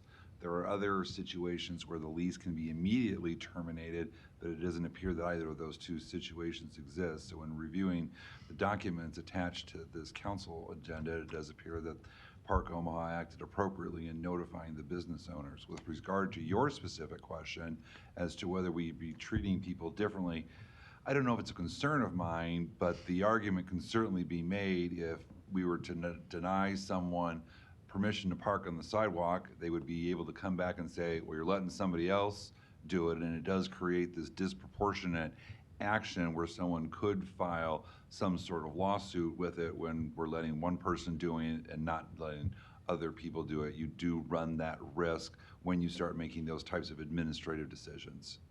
Okay, thank you. And so, so is this going to be is this the consistent policy? Because I also want to make sure if we do uphold the denial, that we're not just denying it for them, but we're allowing other people. So is this a policy that you're enforcing in all areas of downtown, or I mean, what is the policy? Yes, that you're following? Ken Smith, Public Works. Yes, we have taken the approach to all leases within the right-of-way. We're addressing all those issues. We have done an inventory of approximately about 92 miles from the river to at least 72nd Street, where majority of the leases are at. And we're starting to address these things as they come in, and also addressing the old ones to make sure everybody's on a level playing field. There has been kind of a disproportionate use of the city's right-of-way within these leases, and that's what we're trying to address now. Okay, and I have to say, it kind of breaks my heart. I pulled up the picture in front of their house on the Or the GIS, business. and I mean, it's beautiful. Yeah, that's what I was gonna say. It is beautiful, the tree and the landscaping, but the problem is, even for liability purposes, and we've got the sidewalk with the people are walking, so although maybe it didn't have the same uses that it does now, I guess I would just have I would have some legal concerns if we were not being consistent and allowing that. But I have to say, that does look really, really nice, and I really don't like making it go away. But thank you very much. Thank you. Mr. Bagley, you're recognized. Thanks, Mr. President. So can you put that picture back up again? I think you showed the Yes. west side of their building, right? And Ms. Burgess, can you come up, ask you a couple questions? Sure. I know it's late. It's okay, no. I knew it would be a long day, that's okay. Okay, so I've been in there before, so to the west of that, I guess I'm totally, now that I got the picture in front of me, are your patrons allowed to park there in that lot? Yes, they are. Okay, And not only our patrons, but, Creighton basketball and volleyball fans who are in the neighborhood after hours. We don't, it's a parking lot that is almost used in a public way. As I said, though, access to our customers, people who are picking up heavy printing projects, that's a hike down if they park in the parking lot, a hike down the sidewalk to the door where they're picking up. We have a tenant who leases quite a bit of our upstairs, and he, I don't know, has $300,000 or $400,000 worth of music equipment up there that he moves in and out for concerts and events in Omaha. Many times he uses the dock, which is in the back. You can't see that in that picture, but there's on the alley. Maybe you can. We have a dock back there he can load out, but a lot of times he has to load out the front depending on what kind of vehicle he's loading. So he loads out our door at 1715 coming right onto that sidewalk. He's in and done. Whether or not you take it away from us, in all honesty, I'm sure the sidewalk will still be used by people just like it is now. Pick up and drop off, pick up and drop. It's never fully parked. It just isn't. It never has been. It's always been this convenient factor for people who, I'm so glad Preston was here today. I delivered a printing job to him here because I knew he was going to be here. It's very convenient for him to just drive down the sidewalk and I can carry stuff out to him. He's recovering from a stroke. He's not as physically able. I live with my sister who is now confined to a wheelchair. Same thing. If we are taking her during the daytime for a doctor's appointment or something and we can stop on the sidewalk, roll her wheelchair into the door at level, and then move, which is what we do. So. Can you show me just with your finger there on the screen where exactly we're talking, where Okay. that spot is? Here's 1709, right here is where I live. 1711 is part of our building. We have a tenant there. He's really the only one who parks for any length of time there, and he will park right in front of his door.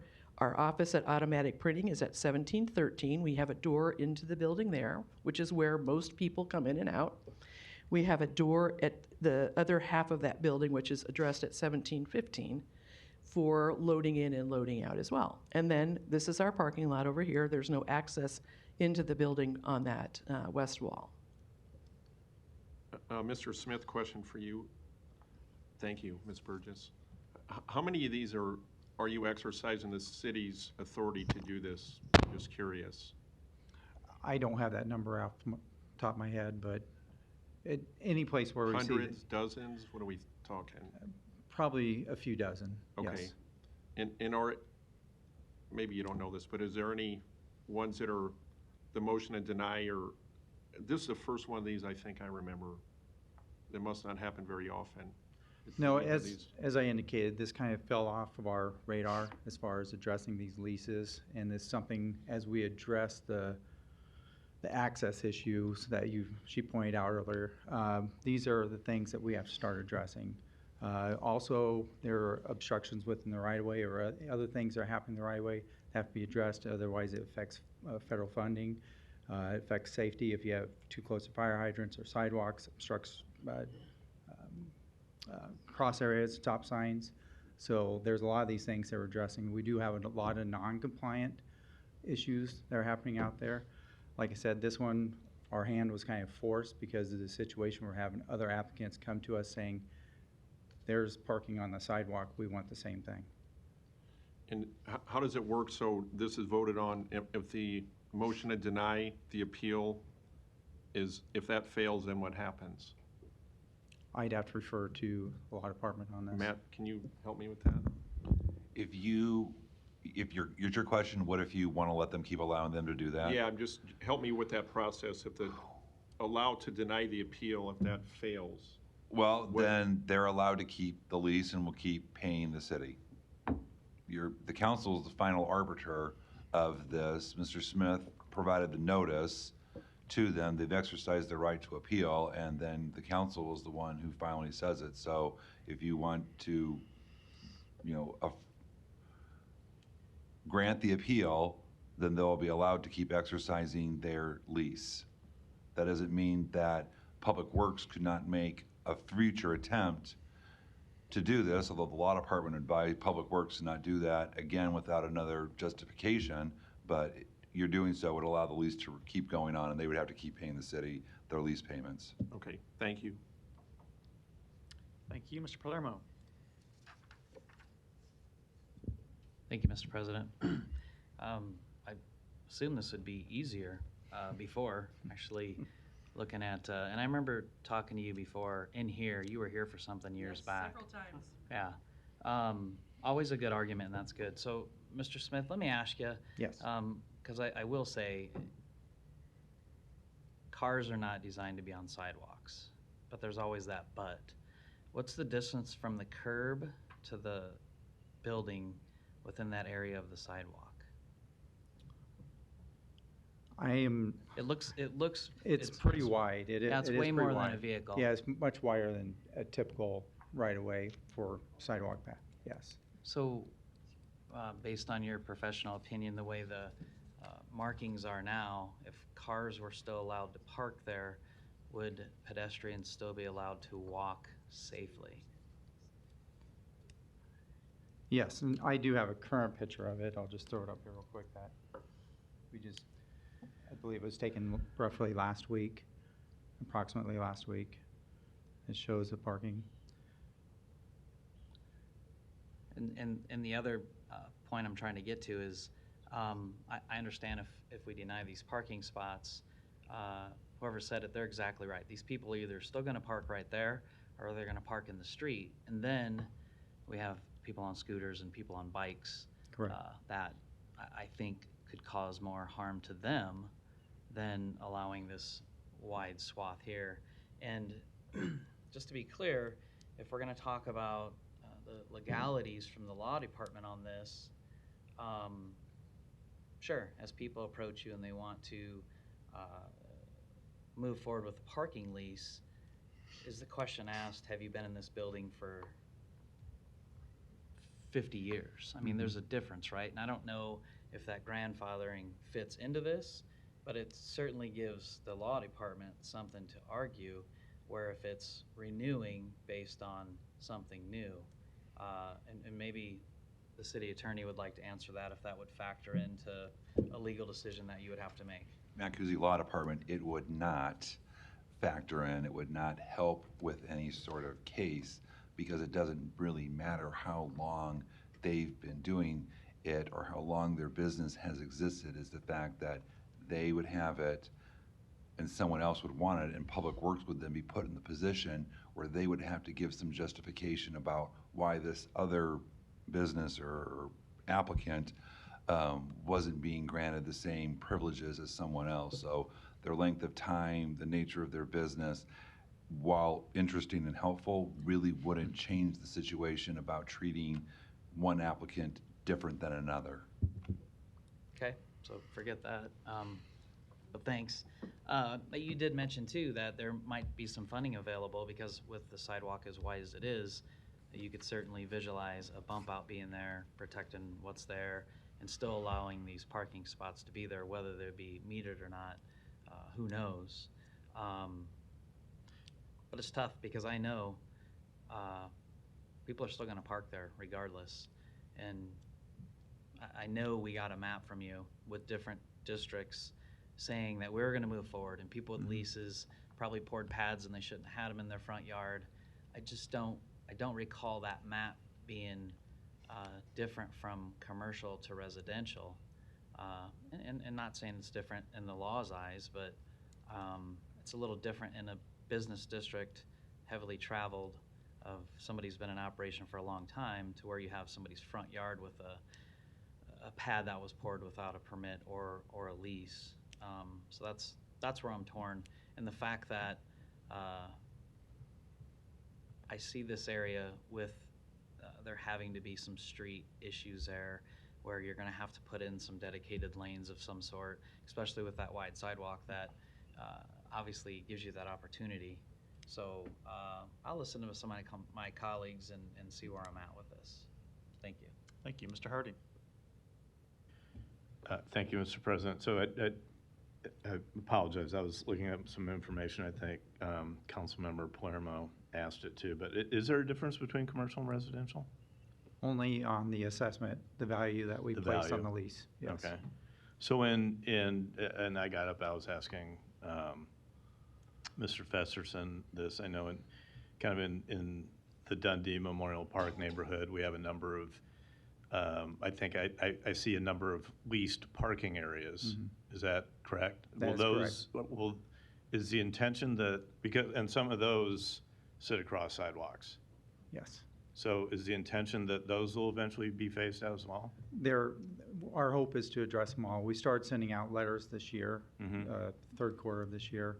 We're addressing it into the fourth quarter. Any questions that came into play, and we're hopefully making as much education process as we can through this.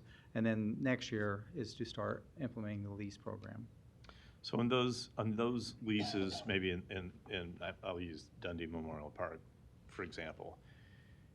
Does the resident have to, they have to be it has to be on hard surface, right? It does. Okay, so do they make the improvements and then they lease that from the city? That's correct. Okay, so at some point, the city might come back to them and say, even though you made those improvements, we're no longer honoring, or we're going to terminate the lease. That's correct. Kind of the there scenario? are design guidelines that go along with putting the parking pad in place. Okay, and then how many stalls? I know the letter just says stalls, but how many stalls are we talking about in front of automatic printing? 5 spaces. Five Five okay. spaces. All right. And I just kind of going through, there are other corridors like, the Leavenworth corridor that, it's an older corridor, and there, I know in the past there's been some parking on the sidewalks, and I know that's no longer allowed, and it's interesting. I don't think I'll ask for a position from Mode Shift, even though there's someone here that might be able to weigh in on that. But as Councilmember Melton said earlier, I mean, that's, if we're putting pedestrians in conflict with, vehicular traffic on sidewalks, I don't think that's a good long-term solution. I think for us, it's also the enforcement element, where on Leavenworth, we'll get one neighbor calling on the other neighbor saying, they're parking, why can't I? And it becomes this. Well, I think we actually already heard that today with, I think Ollie the Trolley is probably going to get some eyes put on them here soon, I'm sure. But, and the others, and you bring it up too, enforcement. I mean, if some people are, continue to park there, I think after a parking ticket or two, there, some habits might change as well too. So maybe they'll learn to park where the parking is available. Yes.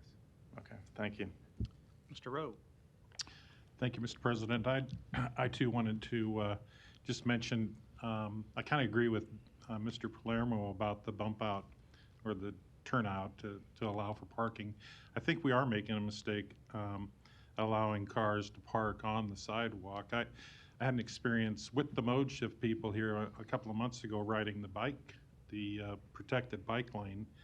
And you would think it was protected by the bollards, but there was a delivery driver pulled into the bike lane to make a delivery while we were riding the bikes. And it was just a leisure, recreational ride. For people that are using that for transportation, that's a little bit scary. And I don't have season tickets to the Creighton ball games, and so, but I've got to expect there's probably quite a bit of foot traffic in that neighborhood when there are volleyball games and basketball games, as you guys mentioned. So I think we do have to protect the sidewalks as much as we can. Thank you. No further lights. It's the will of the council. Can I just say one? Only if a council member wants to call you up. Please come up, Ms. Okay, Mr. Bagley, the floor is yours. Please. Thank you. And we understand if we lose the lease that there's going to be enforcement. But there's a lot of other issues down on that sidewalk that are never enforced. And you brought up one yourself. I heard someone mention scooters. Scooters don't ride in the street on Cumming Street. Scooters ride on the sidewalks. So I myself, as a pedestrian on that sidewalk, have been almost taken out more than once by scooters on the sidewalk.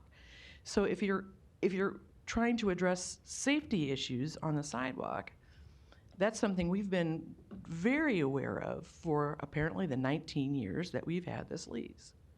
So think about what you enforce and what you don't enforce. I mean, the law is the law. There really isn't any enforcement of scooters on the sidewalk down in that part of town or any part of downtown that I've ever noticed. The only street we ever see anybody riding a scooter on down there is Burt Street. And we always kind of give a little cheer when we see somebody in the street on their scooter because they're following the rules.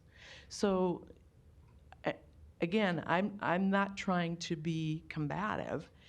I'm glad to know that if you're going to enforce it on our sidewalk, you're going to enforce it in Dundee Memorial Park.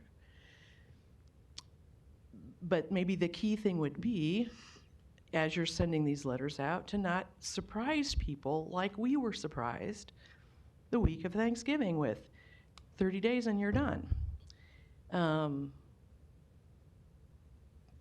We're citizens of this fine city. You represent us. You represent everybody.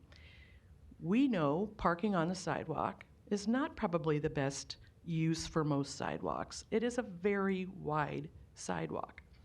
And we do pay for 5 spaces, but since we put the planter box in, we don't use the 5th one because it does restrict pedestrian travel up and down in front of our house. You can't park a car. You could, there's room for one, but then you're forcing people to the outside of the planter box. And I just, public safety is public safety. Those planter boxes can also be a public safety issue. If you look at some of the ones down on Cumming Street that aren't maintained, they have broken curbs. Some of them have little iron fences that aren't maintained either. So when you think about public safety and the use of the sidewalk, I just ask you to kind of balance all that out. I appreciate that you heard us, that it was, Mr. Palermo, not as easy as you thought it might be. All we can do is come before you. We're grateful to have the opportunity. And again, I say thank you for that. Thank you. Can I, Ms. Johnson, may I, oh, please, I'm going to ask Ms. Johnson a question real quick. With your mode shift hat on, please. Sarah Johnson, 2316 North 52nd Street. So I've been on the council since June, and I've talked to you about various issues. Do you have an opinion on this from mode shifts standpoint with scooters, pedestrians, and wheelchairs? And that last picture they showed with the car that was parked there, I was curious of what your thoughts were. And thank you all for understanding that mode shift cares about these issues. And I guess, could you, the picture that you're talking about with the truck or whatever parked on there, it did not look, and maybe this is not typical, so I love the beautification. I used to run a bike shop in North Downtown, and I know you've been there forever. I volunteered for, anyway. So this is I guess, concerning to me because it doesn't look like there is, yeah, I mean, and you of anyone would understand accessibility issues with folks in wheelchairs is what we have to really be prioritizing on some of these all the corridors ideally. And that to me does not look like it's wide enough for somebody to be parked there and to access it with a wheelchair. It is, okay. And again, I do believe that she would know because she has this history in a wheelchair, but fundamentally, and this is not anything against you, and the grandfather-in thing was interesting to me, but as Mode Shift Omaha, a huge goal of ours that I'm grateful right now to bring up to you is classifying sidewalks as modes of transportation. That would prevent a lot of these conversations because you just say, you know what, this is a mode of transportation for pedestrians. We realize that roads are, every car is built for roads. Like that does kind of break my heart to see we unfortunately fight a lot of times for access on sidewalks for people of all abilities. And we, hope for better infrastructure. Grateful again, happy birthday, buddy, riding bikes with us in the protected bike lane. But we really need safe spaces for all users, and cars rule this town. I think we can all agree and not, again, I'm not trying to talk down, but you have a huge parking lot right there, and maybe it's a matter of an accessible parking spot. Maybe that could be something that's a different conversation, but to me, if you have a door right at the edge of the parking lot, parking additionally and a loading dock, that seems like a lot of car-centric infrastructure, and I don't want to be pitted against these nice folks who've had a long legacy of a business, and that's awesome.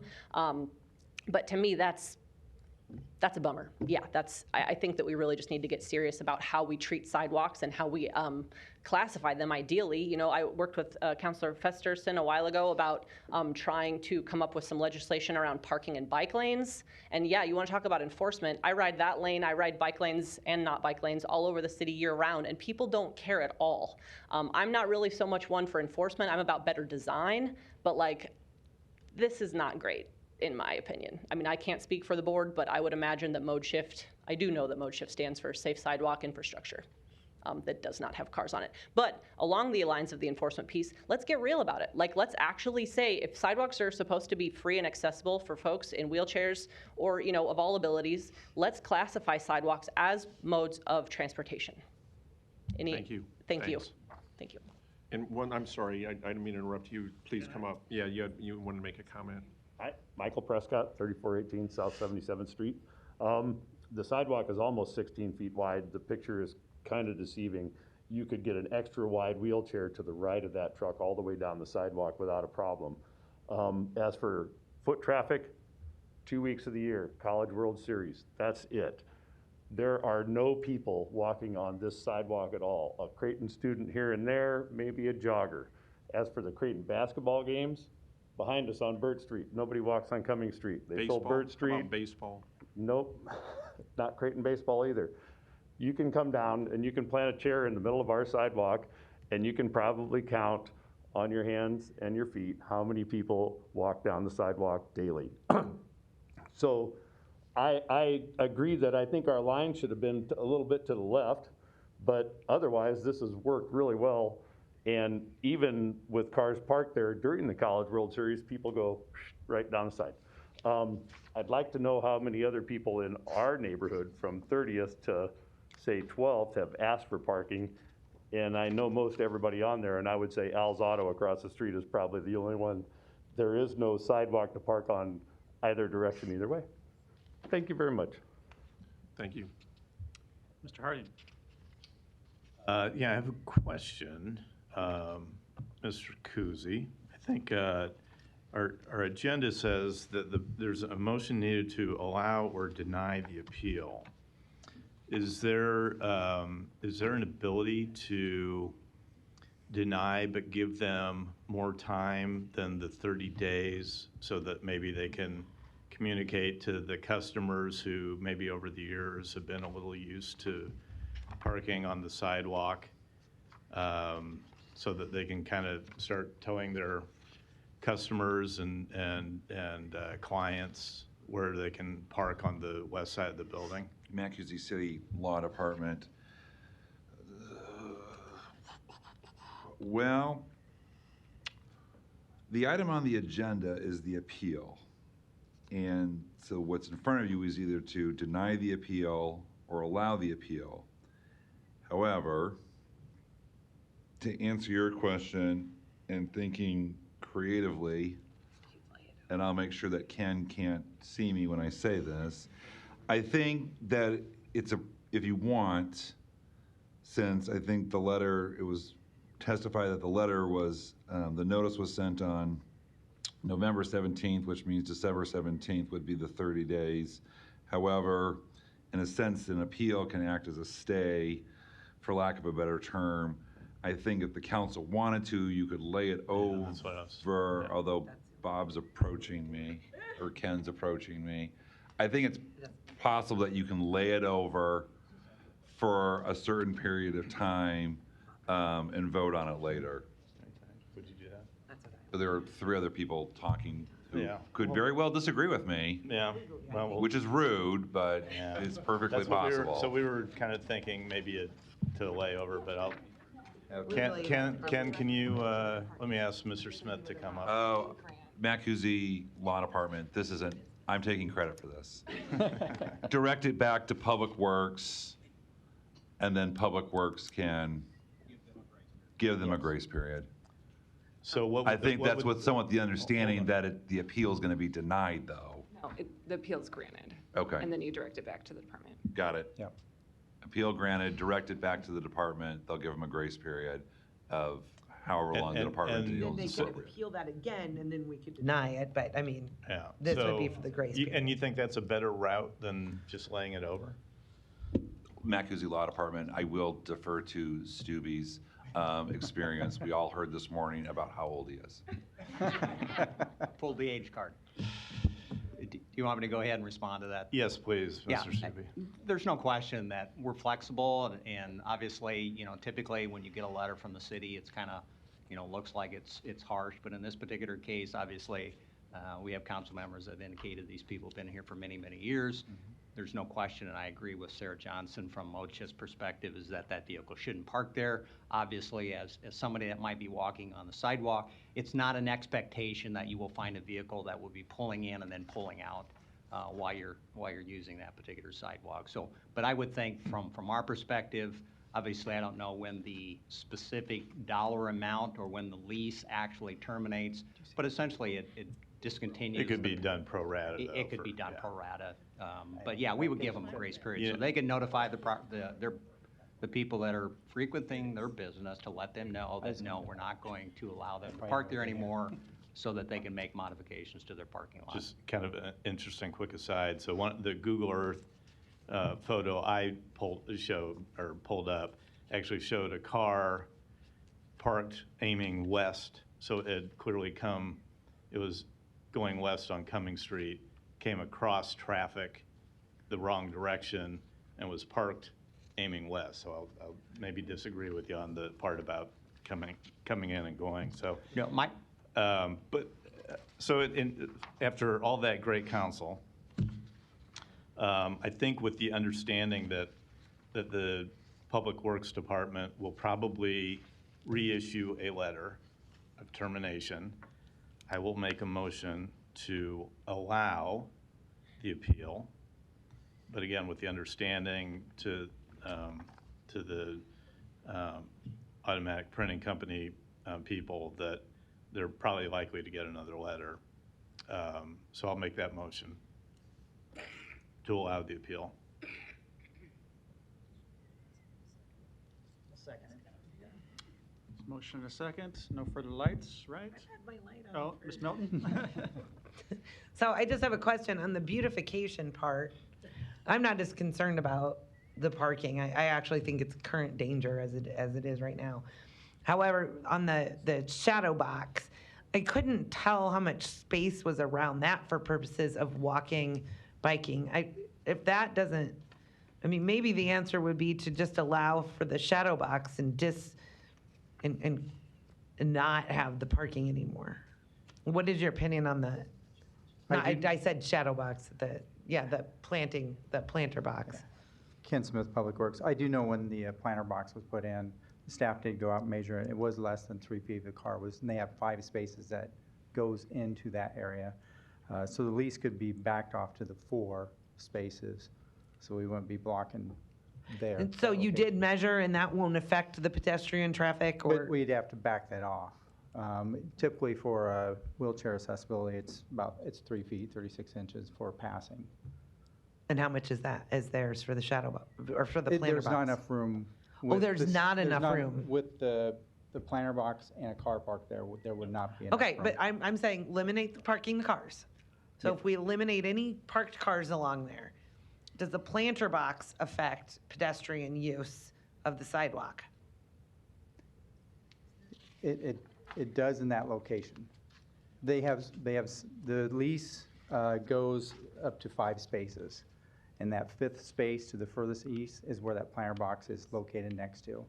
And when that box went in, it took away some of the sidewalk, which now remains if a car was to pull there, there would not be enough room. Okay, I know, but the cars aren't gonna be, Right. I think we're gonna eliminate cars. I mean, Okay, yeah. at least it's my guess that the feel in the council is we're not gonna allow cars on sidewalks. But, so if we were to do that, could we make an exception and continue the lease for the planter box? My question is, if there's no cars parking on the sidewalk at all, because we've eliminated that, is the planter box have enough room for pedestrian use? Yes. Okay. Yes. So Is that that's planter the box? planner. Okay. Yeah, and there's room on both sides, it looks Well, like. no, There. there's probably not between the street and that, but in between the building and the planter box. You're talking about between the building and the planter box, there's Yes, at least 36 correct, inches. in between the two. And maybe, because my concern is the parking. My concern is parking on sidewalks. Yeah. The safety concern and everything else. I have some concern that we've allowed planter boxes that are now look awful around, but we can always, I mean, in 30 days, you can terminate that Yes. planter box lease. If it starts looking bad, then you could terminate that too. What I'm saying is maybe Ms. Burgess, and I know, I'm not asking you to accept anything, but Can I just? but we no, don't- because sorry. it's 6 o'clock. But what I'm saying is if we can at least keep the planter box, I can tell you, you're not gonna be able to keep the parking, maybe delay it for a little bit, but for a safety issue, we're not gonna be able to. Do you wanna keep that planter box? No, my question is, do you wanna keep the planter box? Yes, and we Okay. do not park in that spot since we put the planter box, or we don't. Well, yeah, clearly. Nobody leases the space where their Well, planter I box know you're not gonna is. park over the plants. Yeah, it's very pretty. Or next to it. There is actually room for a car there, but we Well, don't you're not park gonna be there. able to park there. Absolutely. Okay. And we don't. That's what I'm trying to say. Okay, well, that's good, because that's what we don't want. We lease the parking space from the city and we don't use it. Well, listen, we're not here to talk, what I'm trying to do is try and make a situation where you lose everything a little better. I guess if that's unacceptable, I'll withdraw that motion. On the floor right now is a motion from Councilmember Harding to grant the appeal, realizing that will give the appellant more time and realizing Public Works is most likely still moving forward with removing the lease option. Is that correct? That's correct, and it's, sorry. That is correct, but again, I wanted to be clear that the reason for the motion to allow the appeal is just so that they can give their customers and clients some time to communicate to them. And I would hope that the Public Works Department, because I too don't want parking on the sidewalks, I would hope that the Public Works Department would then issue the termination, within the next 60 days. Okay, there was a second of that. No further lights. Roll call. Palermo. Yes. Rowe. Bagley. Harding. Johnson. Melton. Mr. President. Yes. Motion passed 7-0. Non-action items, items 68 through 93, do not require public hearing or city council consideration at this meeting, but will be placed on a future agenda for public hearing and/or vote. The reason for non-action is noted after the item on the agenda, as well as the date the item is expected to appear on agenda for consideration. To adjourn. Second, roll call. Palermo. Yes. Rowe. Bagley. Harding. Johnson. Melton. Mr. President. Yes. Motion passed 7-0. Meeting is adjourned at 6:03.